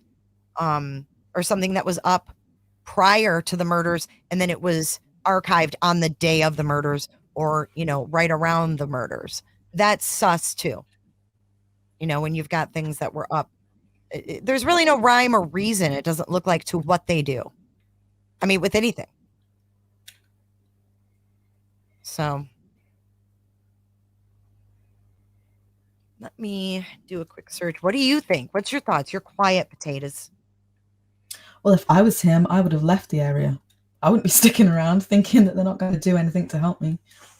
I'd be gone. And it's like you said, like he's been in situations before where he's been followed and stuff because he's paparazzi and that happens. But this was enough to shake him enough to go and report it. Yeah, I mean, this dude's followed like big time celebs around and shit. Mm-hmm. I'm going to show you guys. Can you see the screen good? Yeah. Okay. This is where the archives are, and I just wanted to show Mary real quick. If you sort by archive date, you're going to see that there's no rhyme or reason to some of them. So, like, if you go here, right? This was made on 7/8 of 2022. This Moscow press release, July 8th. They archived it on the 16th of November at 8:42. I've shown this like 3 times, but 8:42 a.m. But if you go down here, they created a press conference or a press release on the 16th at 8:42 a.m. And then they went over here and they archived it at 8:44 a.m. The fuck? I mean, that doesn't make sense. So, I want to see what they are because they're archived. Oh, guess what? You can't because it's deleted. And then the other one, where's the other archive? Or where's the other one I was pointing out? Now I'm lost. Was it this one? 7/8. And then, okay, so then this one, 11/16, the one that was up for a mere 2 minutes. Oh, we can't see that one either because that one's deleted. So tell me what they put up for 2 minutes. Was it a whoopsie? I don't know. Yeah, I would think it would be some kind of mistake, but then there's nothing that was put out after that was right. Like there's no other press release on that same date that's still up. Right. Right. So this one here was created in July, though. Why would they need to archive it on the same day? They archived this one. And what they did is they archived this. Okay. Because this one was up. Look at this one. City of Moscow press release. This one was up since 11/20/2019. For some reason, they took this one and they archived it on 7/8/2022. I don't know if this means shit. I'm just showing you what I see. So they archived it at 10:36 a.m. At that same moment, they created this one. Then on 11/16, they archived this one, this press release. And then they created another press release. It was up for 2 minutes and they took it down. So I wonder if someone were accidentally like re-uploading the same thing that 2011, the 2011 one that they'd taken down, and then put it up again, and then took it down, and then put it up, and then took it down again. But Maybe why it's would some it be kind gone of when you mistake. click on it, though? Like you think I it would don't know. still be there. It's just No idea. It's just weird. Let's see. And then if you go, let's see. Archive date. Here we go. This is going to show us. Scroll down. You'll see they're regularly cycled things. None of these are really regular. See, the press log is regular. 210 to 310. That makes sense. Makes total sense that this would stay up for a month. Every month it goes to the archives. But that's not what we see. That's not what we see. We see we see the press log from 213 archived on 310. We see a press log from 310 archived in the same, like made and then archived, and then another one made and archived like 2 hours later. Like, what is this stuff? Oh, look, we can see this. Oh, holy. They archived a call on 500 block of Queen Road at midnight, 12:17 a.m. Reporting party is hearing a male voice yelling, "Male sounds angry, not party noise." Officers responded, no report. Archived. What? It was published from 3/9/2023 at 7:35 a.m. to 3:10 at 9:01. It was up there for a whole day. Sorry. It doesn't make sense. And then here's one from 213, and they archived it on 310. suspicious person. I mean, I don't know if civil issues with property management company, blue truck parked for 2 days, muddy tires and glass around it. Car parked there for a week, welfare check on a student. Oh, coworker getting threatening text messages. Civil standby at 500 block of Taylor Ave. Journalists are standing outside the Ag Science Building asking uncomfortable questions.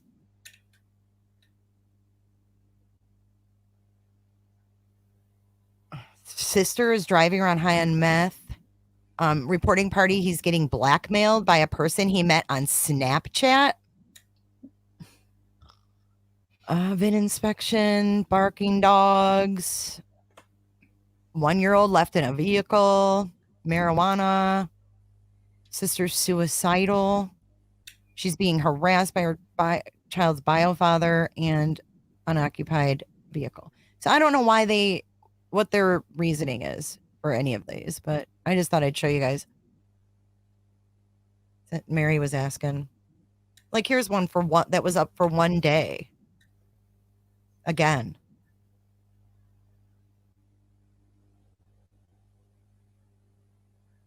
.300 block Monroe, PPD requesting an officer deliver message to subject in Moscow on the 13th of Feb. Deliver a message? Like what? At 4 in the fucking morning? Look, 4:08 a.m. Weird. What?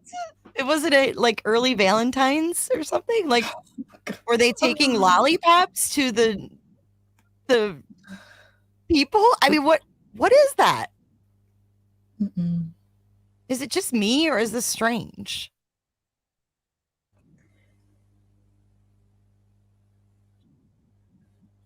No, it's strange. Who knows why they do anything? It's Yeah, like there really is Enough no said. But yeah, I mean, if you feel free, these are all accessible. Feel free to go through them, but like these are normal, like 1-4 and then archived on 2-3. I get that. It's just the ones that don't really make sense. Like, why would they archive this? The mayor expressing his appreciation. Should we read it? They archived it. This is from the mayor, Art D. Betke. He says the tragic events of November 13th shook our community to its core. Since that time, our hearts and thoughts have been with the families of Kaylee, Madison, Xana, and Ethan, the entire Moscow community, and all the dedicated law enforcement personnel who have worked tirelessly to seek justice for the victims and their families.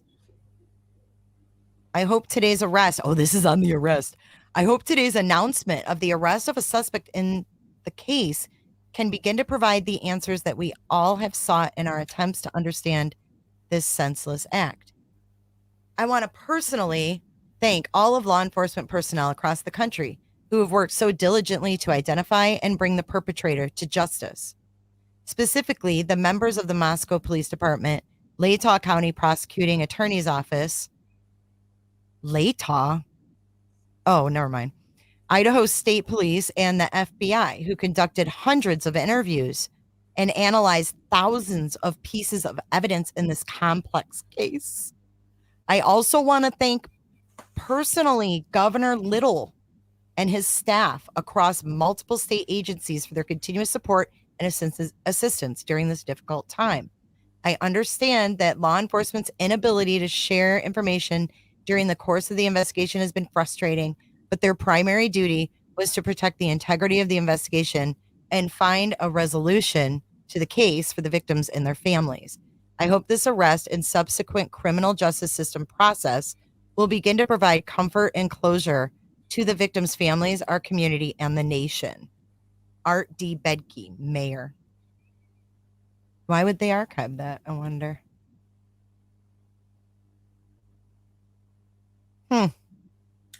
I don't know. Like you said, it's Moscow. Who knows? Mm-hmm.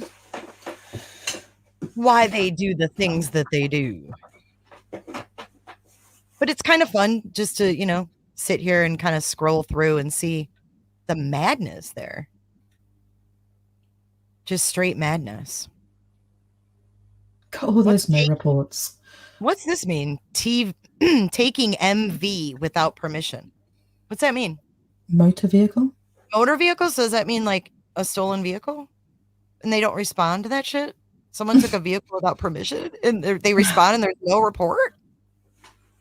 Huh? That's weird. Oh, wait, what was that? Child abuse and neglect, no report taken. What? Oh, yeah. Child abuse or neglect. Officer responded. Oh, no, he said report taken. Oh, yeah. I could have sworn I saw it the same way you did. I know. Did it just change? Theft in progress. Shoplifter left 2 minutes ago. Officer. Oh, they did take a report on that one. Here's a suspicious one. This is at night. Reporting party reporting a car parked under the light. There's a big bend in the hood, buried in the snow, but reporting party noticed the trunk is open. Wasn't open before. Officer responded, no report.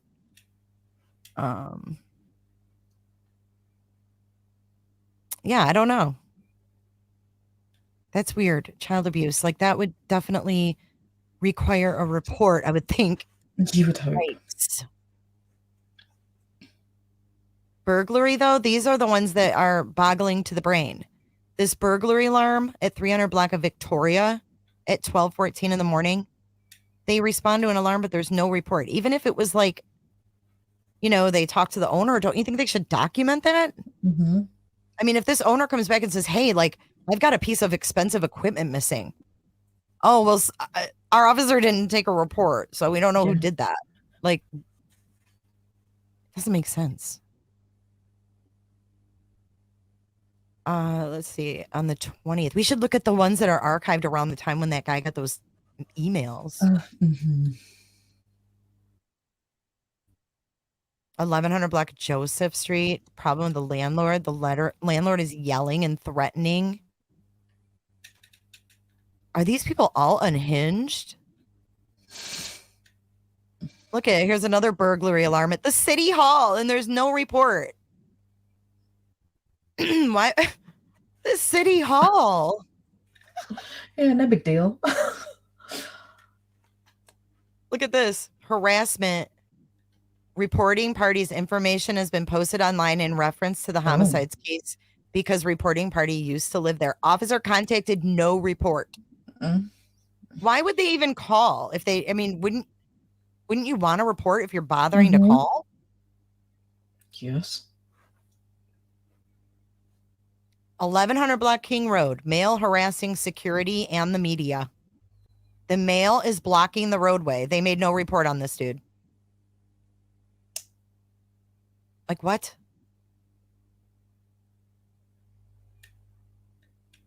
Fraud, civil call, it's storage unit.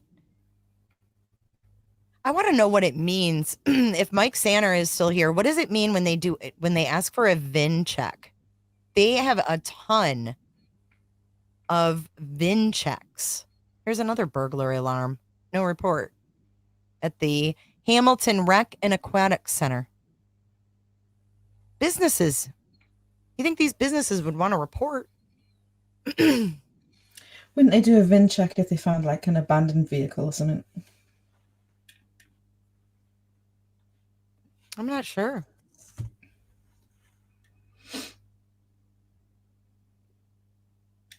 I mean, I'm sure they're getting a lot more calls, like people freaking out about stuff. You know, like this vehicle with its hazards on, parked wrong way, like stuff like that. But let's see if there's any around Christmas time that just so happened to be archived. Did Mike Sanner answer? Yeah. He said they check database for info and status.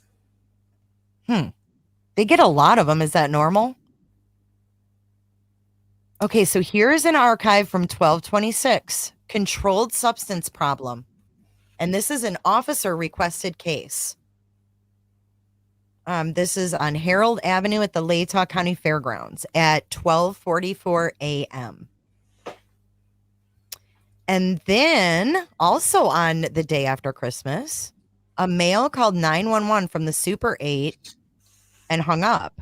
Officer responded and arrested a male on a warrant, but they didn't make a report on it. They just arrested him. So that must be the report. Another 911 hang up at 6:44 a.m. But they went there. No report. Welfare check. Male has been in the area yelling obscenities. Reporting party would like him checked on. States he's loud and scary and big. Officer responded, unable to locate, and no report. Here is our guy, Derek. Yep. Works for Fox News and has received threats via email. Officer responded, no report. No report. Wait, what? But there is one. Wait, what? We just looked at the report. Oh my God. Are you kidding me? Okay. This is a joke. Okay. VIN number on a dirt bike. Okay, welfare check on mother. Calling the last days, but the phone line is down. They responded, but no report. Whoa, yikes. 1:11 in the morning, report of a female deceased. 100 block of South Roosevelt, unattended death. Law and EMS responded, report taken. Pretty sure I requested that one and I was denied over privacy. I think that was the one over privacy. So yeah, I don't know, like, was this where that Seth dude called and said there were crows? Was there actually someone in the fucking house? Oh. You know what I'm saying? Like, what the fuck?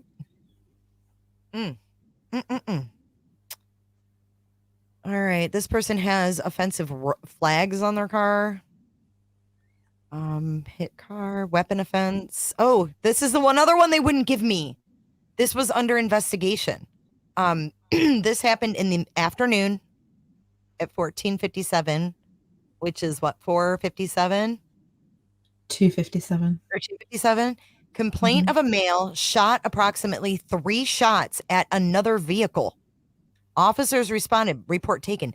Shooting at another, that's a big deal. This is a little ass town, right? Yeah. What is going on?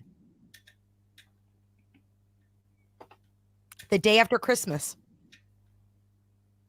Here's another one. At Hunga Dunga, whatever that is, reporting party found windshield smashed and 2 large dents in their hood or in the roof of their vehicle. Disorderly conduct. We've got a male causing damage to the building. The officers responded, warned for noise. Maxwell Robert, no report, whatever that means. University of Idaho. Oh shit. Oh my God. Now I'm seeing why these are archived. These are not for the faint of heart. Ooh, has somebody. This is not for the faint of heart. University of Idaho, time reported 1650. Caller wishes to speak to officer about potential identification of suspect in sexual assault from June. Officer advised, no report. What? What? This is not okay. This is in no way, shape, or form okay.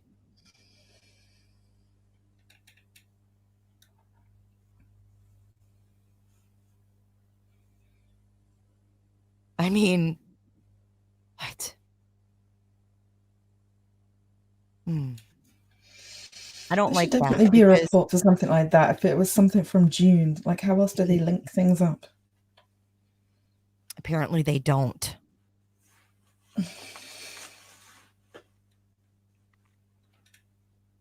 I don't even know what to say about that one.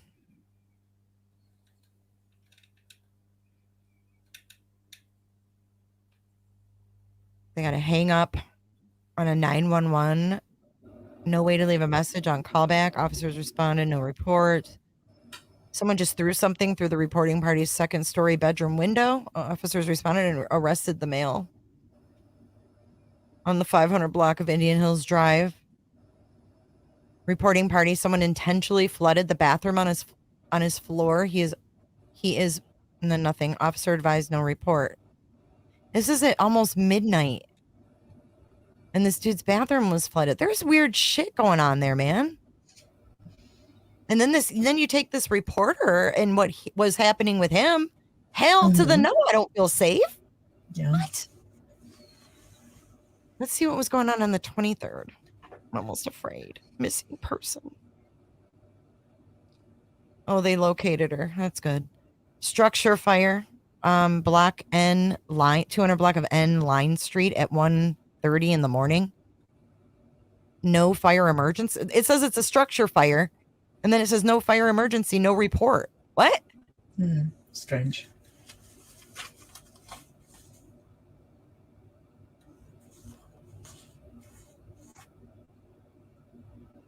That's really strange. You guys, I just don't think it's okay to not make a report on a sexual assault. That's just not okay. Here's did we look at this one? 1224. No, here's another one that's archived. Okay, this is the Christmas Eve Corner Club. 12:20 a.m. Reporting she was assaulted by a couple. A female punched her after reporting party accused her of counterfeiting money. Officer responded, report taken. Welfare check. Wife normally calls every night before bed. This is at 1 in the morning. Reporting party is in Spain and didn't hear from her tonight, so he's worried. Would like an officer to check on her. Officer responded, no report. Pipes burst at 1 in the morning. Another burst pipe. What? What? Wait, what? Why do we have all these pipes? Oh my God. Utility problem. 6:30 in the morning. Caller reporting a burst pipe at this location. Fire-in-law responded, no report. So are they getting fucked with? And then we have another one. That's at the Grove. And then we have 1900 block EF Street. Reporting party's pipe burst in her home. Law and fire responded, no report. That's weird.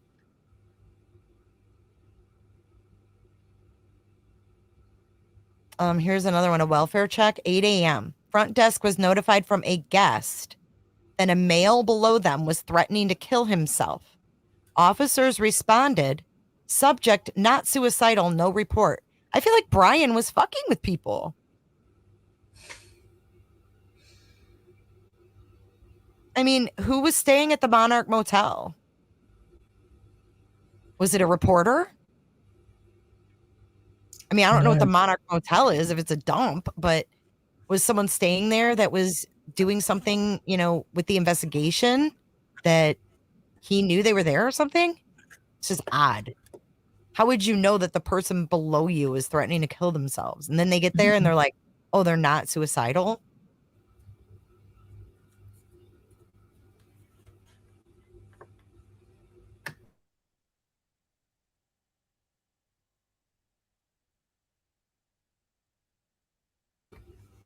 A lot of hit and runs, too. Welfare check. Female with 2 girls walking in the area. Officer responded, unable to locate. Harassment at the Corner Club. This is at 1:56 a.m. Harassment by phone and online. Officer advised, no report. This is on Christmas Eve. Who the fuck is harassing someone at 1, 2 in the morning on Christmas Eve, other than whoever did this? I mean, come on. Rosauers, male locked in the bathroom for 20 minutes. Officers responded, subject gone on arrival. Tri-State Outfitters, officers advised of a possible wanted person. Subject does not have a warrant, no report. Tri-State Outfitters, that's where there was also theft from right before the murders. It's like a sporting goods store. Standing water at North Main Street and EC Street. Not a hazard for vehicles. No report. Nothing to see here. Officers responded to a report of a possible hit and run at North Washington Ramp and East 1st Street.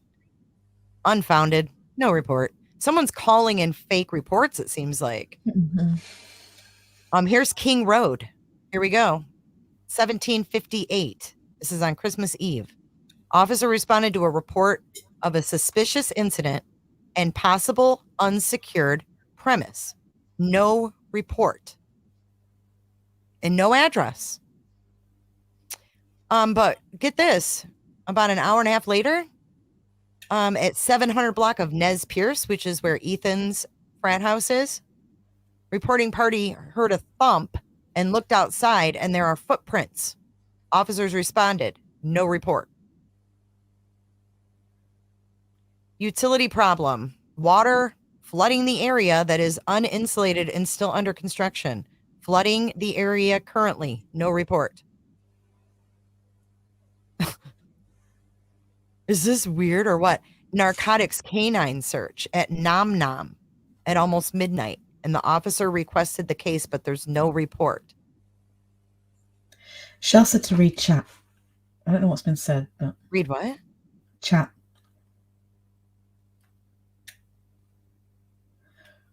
Which part? Let me come back. Oh. Why do I have stop signs? What? What's gone? What's wrong? Inan Harsh's parents owned the Monarch Hotel. What? For real? Or is that speculation?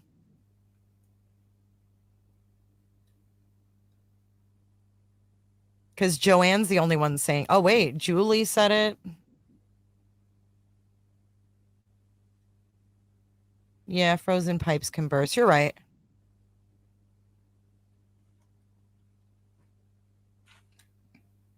But, I mean, this is ridiculous. NorCal says, I want to party in Moscow. I mean, who wouldn't? I mean, if you were going to go, if you wanted to sell drugs, I guess this would be the place to go. Because there is not a whole lot of follow-up and there's no reports written. But if you have a narcotics canine, I would think there would be a report on that. Like, if you get the canine out and they're searching for drugs, I would think there would be a report on that. So I don't know if somebody was fucking with them and calling in, you know, fake reports, and maybe that's why they archived these. I mean, I'm not saying either way. I don't know why. But it is questionable when you look at it and you see the things that are in it. And you can see the ones that were unfounded. They put that. But like if you look here, they did a canine search and a report was taken.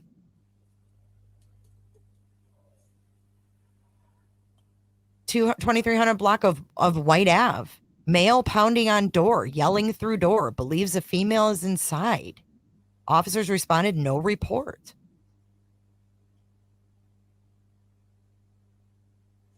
Someone hit a fire hydrant. Again. Remember that happened in Pullman. On the night that Topeka. The night of the SWAT. A girl hit. It was a hit and run. Look, same shit. Hit and run, and they hit a fire hydrant. Yep.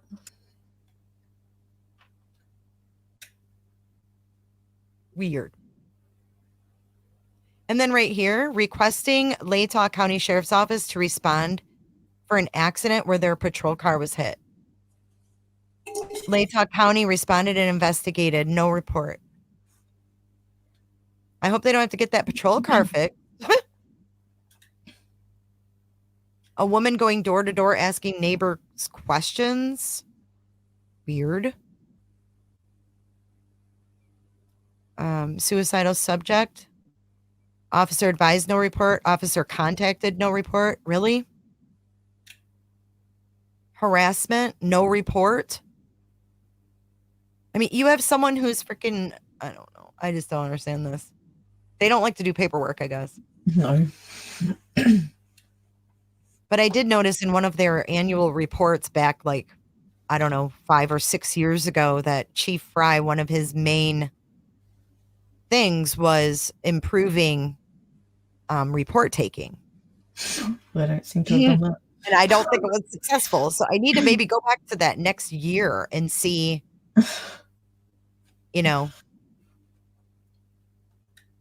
if it was what the progress was on that. Here's one on 11/30, and it was archived on 12/1. Burglary alarm. Authorized cancel, no report. Fire alarm, law and fire and EMS responded, no report. I mean, they just have a lot of stupid mishaps too. But you know what else was archived was check this out. Ooh, this is interesting. This is a Moscow homicide update that was made on the 23rd and archived on the 25th. And it says, updated information. At this time in the investigation, detectives do not believe the male, Kaylee Madison, attempted to contact numerous times on November 13th is involved in this crime. Why don't they say his name? Kaylee mentioned having a stalker, but detectives have been unable to corroborate the statement.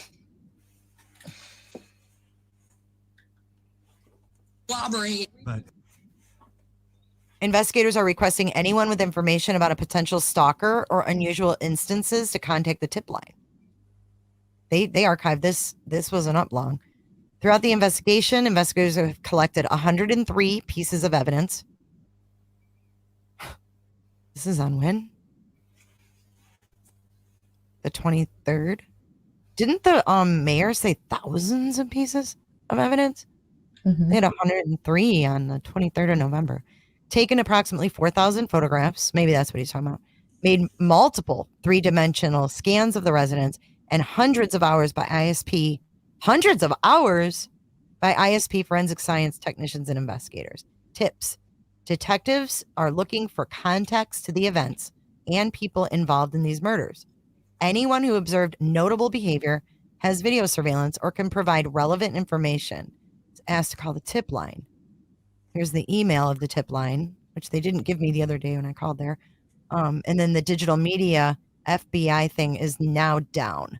This is no longer up. We encourage our community to rely on official channels for the most accurate information. These are the City of Moscow news releases, the ones that aren't archived, and the Moscow PD Facebook page. And then they have the investigative information. I don't know if any of this is different than what we have seen because they archived it. I don't know if they changed the wording at all. But it says that they were at the corner club and they gave the address between 10 p.m. and 1:30. And then at 1:40, they were they were at the corner. Yeah, then they were seen at the grub truck at 1:40 and used a private party at 1:45. Investigators have determined that Ethan and Xana were seen at the Sigma Chi House on University of Idaho campus at 735 Nez Pierce Drive. Like I said, that 700 block is right there. That's the frat house. At approximately 1:45 a.m. Ethan and Xana are believed to have returned to the residence. It was previously reported that Ethan resided at the home. However, it has been determined he was only visiting. Who reported he lived there? Jeff Kernodle? Detectives believe that the two surviving roommates had been out in the Moscow community separately, but returned home by 1 a.m. The two did not wake up until later that morning. On November 13th, surviving roommates summoned friends of the residence because they believed one of the second floor victims had passed out and was not waking up. At 11:58 a.m., a 911 call requested aid for an unconscious person. The call originated from inside the residence on one of the surviving roommates' cell phone.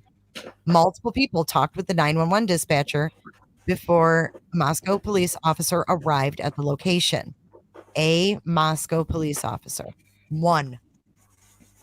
I'm telling you, it was that dude Smith who was at the desk. Yeah. Officers, and then it says officers entered the residence. So a officer responded or arrived, but officers entered the residence. So did he wait for the other officers to get there, or did he rush in to see if someone needed CPR? Did they call an ambulance? That's what I want to know, if there was an ambulance. Yeah, was EMS notified? I didn't see that in the report. It didn't say like that they had responded to there. Officers entered the residence and found 2 victims on the 2nd floor and 2 victims on the 3rd floor. Autopsies were conducted on November 17th. The Latah County coroner confirmed the identity of the 4 murdered individuals and their cause and manner of death as homicide by stabbing.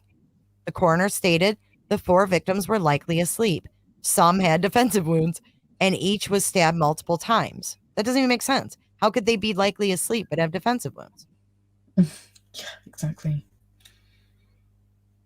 There was no sign of sexual assault. Detectives are seeking all outside surveillance video taken from 3 a.m. to 6 a.m. on Sunday, November 13th, from businesses and residents within the geographical area listed below. Detectives request all available videos, whether there's motion and content or not. And then they have West Taylor Ave, the north boundary, West Palouse River Drive, south boundary, Highway 95 South to the 2700 block of Highway 95 South east boundary, and then behind the president's residence at the Arboretum and Botanical Garden. They are also seeking additional tips and surveillance of any observed unusual behavior on the night of November 12th into the hours of November 13th while Kaylee and Madison were in downtown Moscow and while Ethan and Xana were at the Sigma Chi House. Anyone who observed unusual behavior near these areas or has video surveillance are asked to submit their tips. Kaylee mentioned having a stalker, but detectives have been unable to corroborate the statement. Investigators are requesting anyone with information about a potential stalker or unusual instances to contact the tip line. Do you remember reading this? I don't remember reading all of this. Am I reading something redundant? Is this not different than detective sees the contents of 3 dumpsters and were unable to locate possible evidence? Local businesses were contacted about the knife. On the night of the incident, officers located a dog at the residence. The dog was unharmed, turned over to animal services, and later released to a responsible party. Why wouldn't that? Who was taking care of the dog, like, on the night of the incident? Like, where was the dog all day? Because they said it was in the room when they went up, like, when they, on the PCA, it says that they were notified that there was a dog in that room when the first officer responded. So where did the dog go from when the officer responded until that night when they located him at the residence? What? And like, wouldn't Jack have said, oh my God, I need Murphy? Like, if something happened to Kaylee, like, where's the dog? Currently, no suspects are in custody and no weapon has been located. Rumor control. Detectives are aware of a Latah County Sheriff's Office incident of the report of a skinned dog and have determined it is unrelated to this incident. Contact Latah County Sheriff for further details. Detectives are also aware of a Moscow police incident of the report of deceased animals left on a resident's property. This was determined to be wildlife activity unrelated. The identity of the 911 caller has not been released, and online reports of victims being tied and gagged are not accurate. I never saw one of those. So this gives the rundown. But what I wanted to talk about is the other report that I got, Potato, the brain. Oh, we have God, to talk about the brain. Yeah, you that's guys. All right. So I've got one more thing for everybody today. And it was another report And it's about a brain. So give me a second here to pull it up. A brain. A small brain. So definitely it was like an animal brain, I think. Mm-hmm. But a weird report.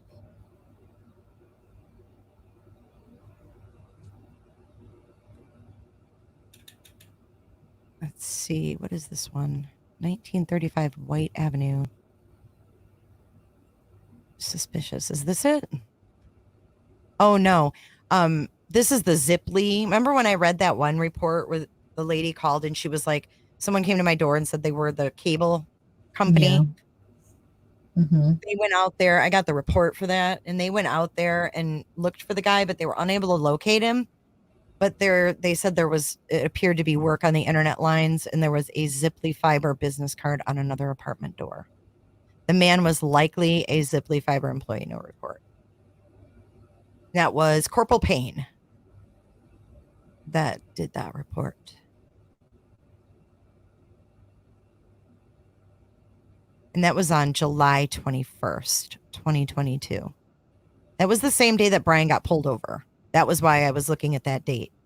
So there was someone going door to door claiming to be a Ziply Fiber employee, and she didn't believe him. So she called, and Sergeant Blaker and Corporal Payne went and looked for the guy. But there's no like description of what the lady said the guy looked like. So nothing to see there, I guess. Let's see this other one.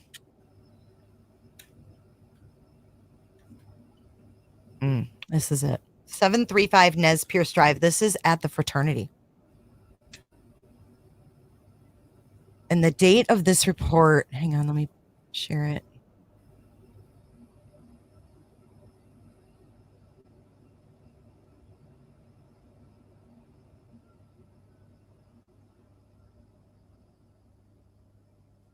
Oh my gosh, where is it?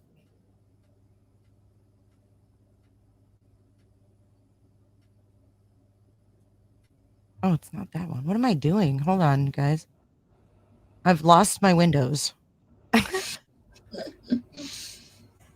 Did I ask them to do that? I got to get rid of this behind you. Every time I open up my screen, that's what I see. No, thank you. All right. Let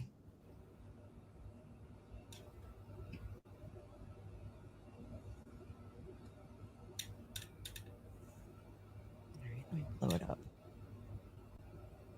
I hear your Google fingers. What are you searching? I'm not touching anything. Oh, I thought you were typing. I don't know what you're typing. Are you That's fiddling? weird that you can hear something. That Like, is weird. right here. Yikes. Zoinks.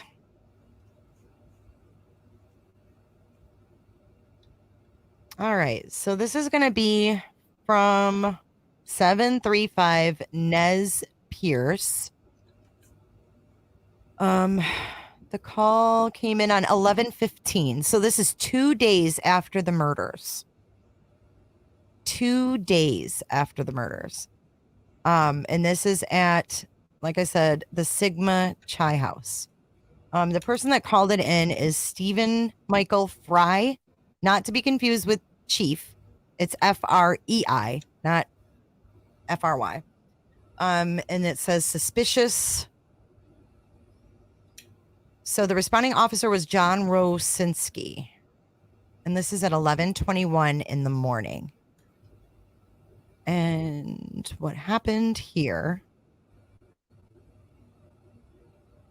Reporting party reported that a small brain, most likely animal, most likely, if it's not, you're in trouble, was on a dumpster by Sigma Chai when he dropped his son off on Sunday, 11/13/22. What? Okay. Oh, I didn't catch that the first time I read it. I thought it happened on the 15th. He reported it on the 15th. So, he dropped his son off on Sunday morning. Dude, at 11:21. Or no, he reported it on 11:21. But he dropped his son off on Sunday. It doesn't say what time.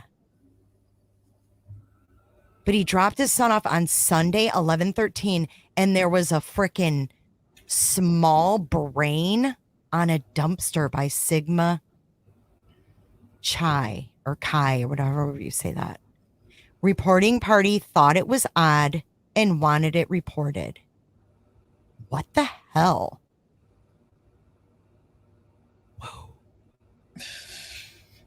What the heck was going on? Yeah, someone named Fry was good friends with Ethan. Yeah, because that was his dad dropping him off at the frat house. Yeah. And his dad found a small brain on a freaking dumpster. Brain, like what the heck?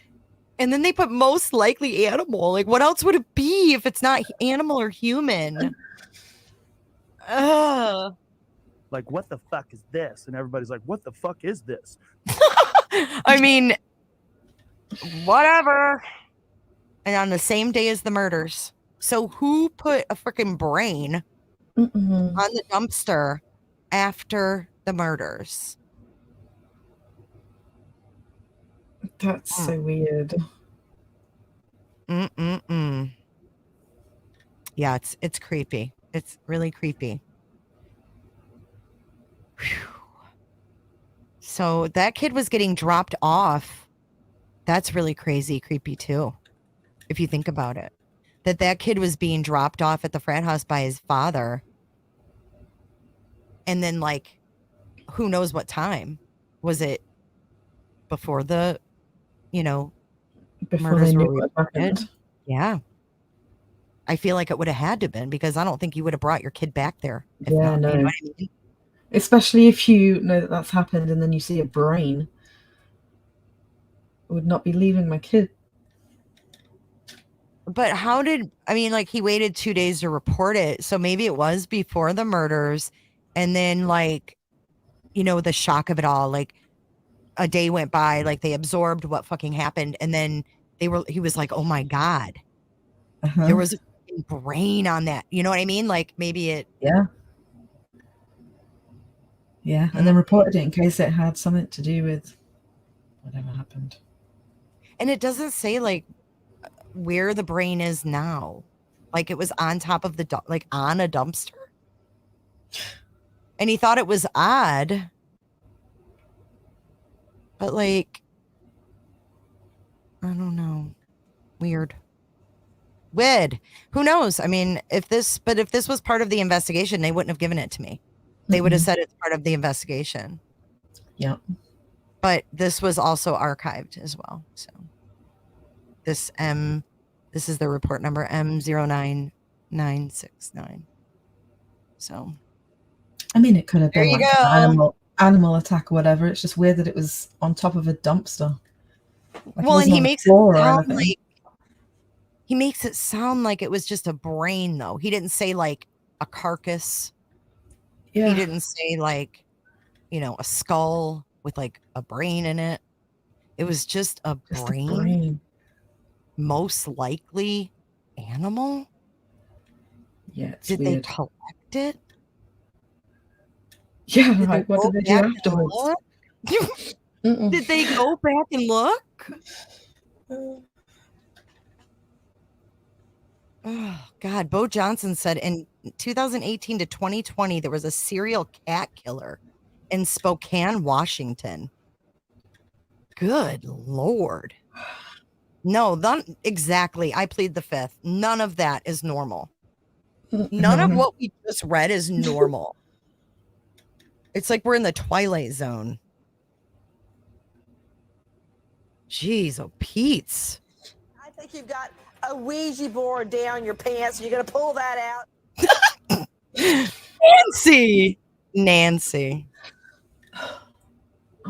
As part of the investigation, detectives have seized the contents of 3 dumpsters on King Road to locate possible evidence. Was that dumpster included?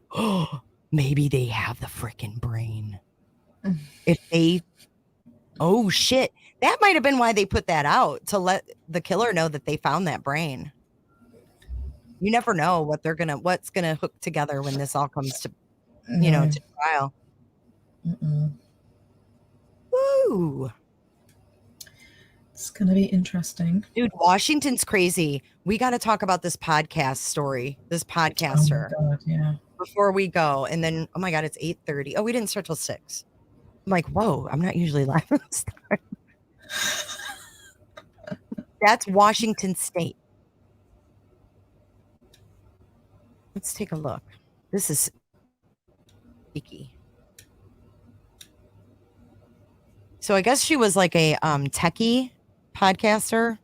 Mm-hmm. This is really alarming, though. Let's go to, where do we want to get our news from? I always look for the Daily Mail first.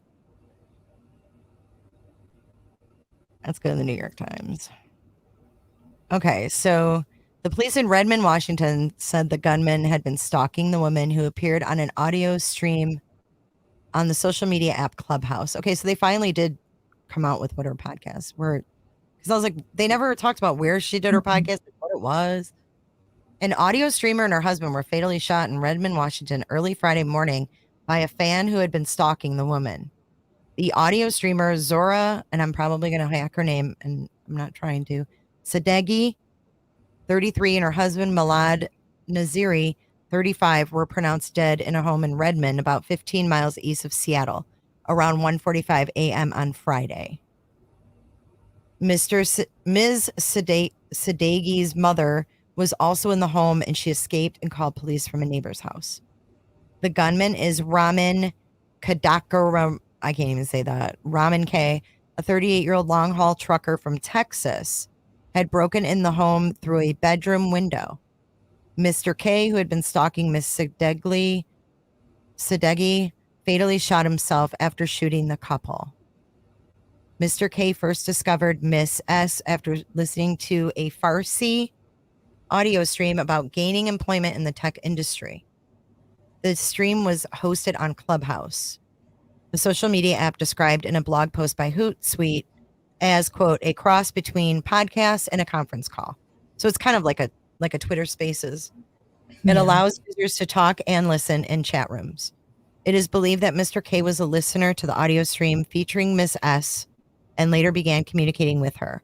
They eventually became friends until his actions escalated and she sought a no contact order against him. His interest in Miss S was made clear by messages he had sent her. One message suggested he would love her forever and would burn himself in front of her house. What? He had harassed her over the phone for months, calling her more than 100 times in one day. There were instances where the individual did show up at the location previously bearing gifts. There were items, I'll say items of affection gifts that were mailed to the victim. Mr. K once followed Miss S to a conference in Denver near the end of 2022. That was in December, and visited her home the night before the shooting.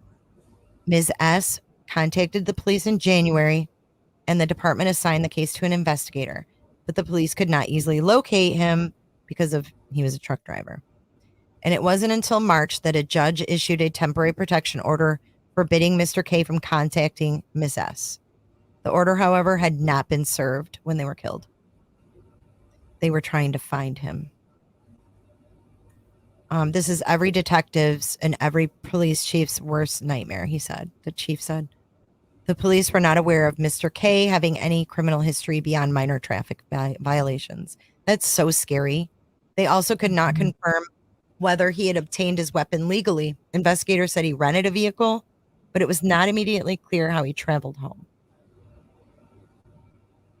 That is so terrifying. Yes. So you know what I say? Just say no to meet and greets. Yeah. It doesn't say in there that she'd actually met him in person as well. Yeah, she met him in Denver at some conference.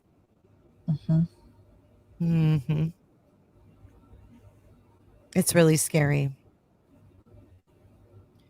All right, you guys, that's all we've got for you today. It was a lot. It was a lot. That was a lot. Woo! The lawyer. Roro calls him Papa. I mean, that's Roro. not- Who was Roro? Who's Roro? Oh man. All right. Well, we've been on Facebook and YouTube tonight, so we did not say hi. If there's anybody on Facebook, hello. Hello, Facebook. I'm back. I'm so tired. Actually, I should probably just shut that right back off. Camera. That is not something you want to see, especially now that my lighting's all messed up. It's all messed up. Trixie says she thinks it's safer to live on the south side of Chicago at this point than Moscow, Idaho. Moscow has some weird shit going on. Mm-hmm. I don't know. They need to get So I guess in the grand scheme of things, when that reporter reported his emails, that really is kind of, I don't know, mild compared to some of the other things we read. Mm-hmm. Oh my God, Jennifer S. She has the going out comment. Oh, wait. Fun facts first. This is awesome. Our fun fact of the day. Thank you. Fun facts and randomness says Run DMC will be delivering their last ever live show in April at New York's Madison Square Garden. The concert will be featured in the last episode of a forthcoming Run DMC documentary. And you know what? I'm a huge fan. I love Run DMC. Thank you for sharing that fun fact. Even though they're not the same, though. I didn't know that they were still doing stuff. That's cool, though. Madison Square Garden. I went in April. That's next month. Damn, that would be really cool. And then where did Jennifer ask? Okay, so this is how we say goodbye. Actually, Potato, you say goodbye to everybody first. Goodbye, everybody. Goodbye from Potato. Good night. It's Okay, so 1 in the morning here. Oh, I keep forgetting it's late there. You okay? I'm like I flagging keep a little talking bit. quiet too. Okay. So she says, "Thanks all. Stay away from Idaho. Stay away from brains on dumpsters, and say no to drugs." Good advice. That is kind of that should be like on the sign. Welcome to Moscow. Stay away from brains on dumpsters and just say no to drugs. All right, you guys, thank you so much for tuning in. I'll see you tomorrow at 3 p.m. Eastern. Still live at 3. I don't know if I'm going to change it. I might do a morning during the week or something. Yeah. Miss the morning ones. I know. I kind of miss the morning one too. Woo wall. What are you talking about? What became of the alleged UI photography class filming behind the house that night? Don't know. I'd never heard of that one. Yeah. Good night, Janice. I hope you're feeling well. Serrano, thank you for being here. Good night, Shell. Good night, Trixie. Good night, Jennifer. Good night, Mark Klein. Good night, Streamlabs. Good night, John Boy. I was going to say good night, John Boy. Good night, Potato. Good night, Jay. Dance it out. Not you, Potato. Go to bed. Bye, Jennifer.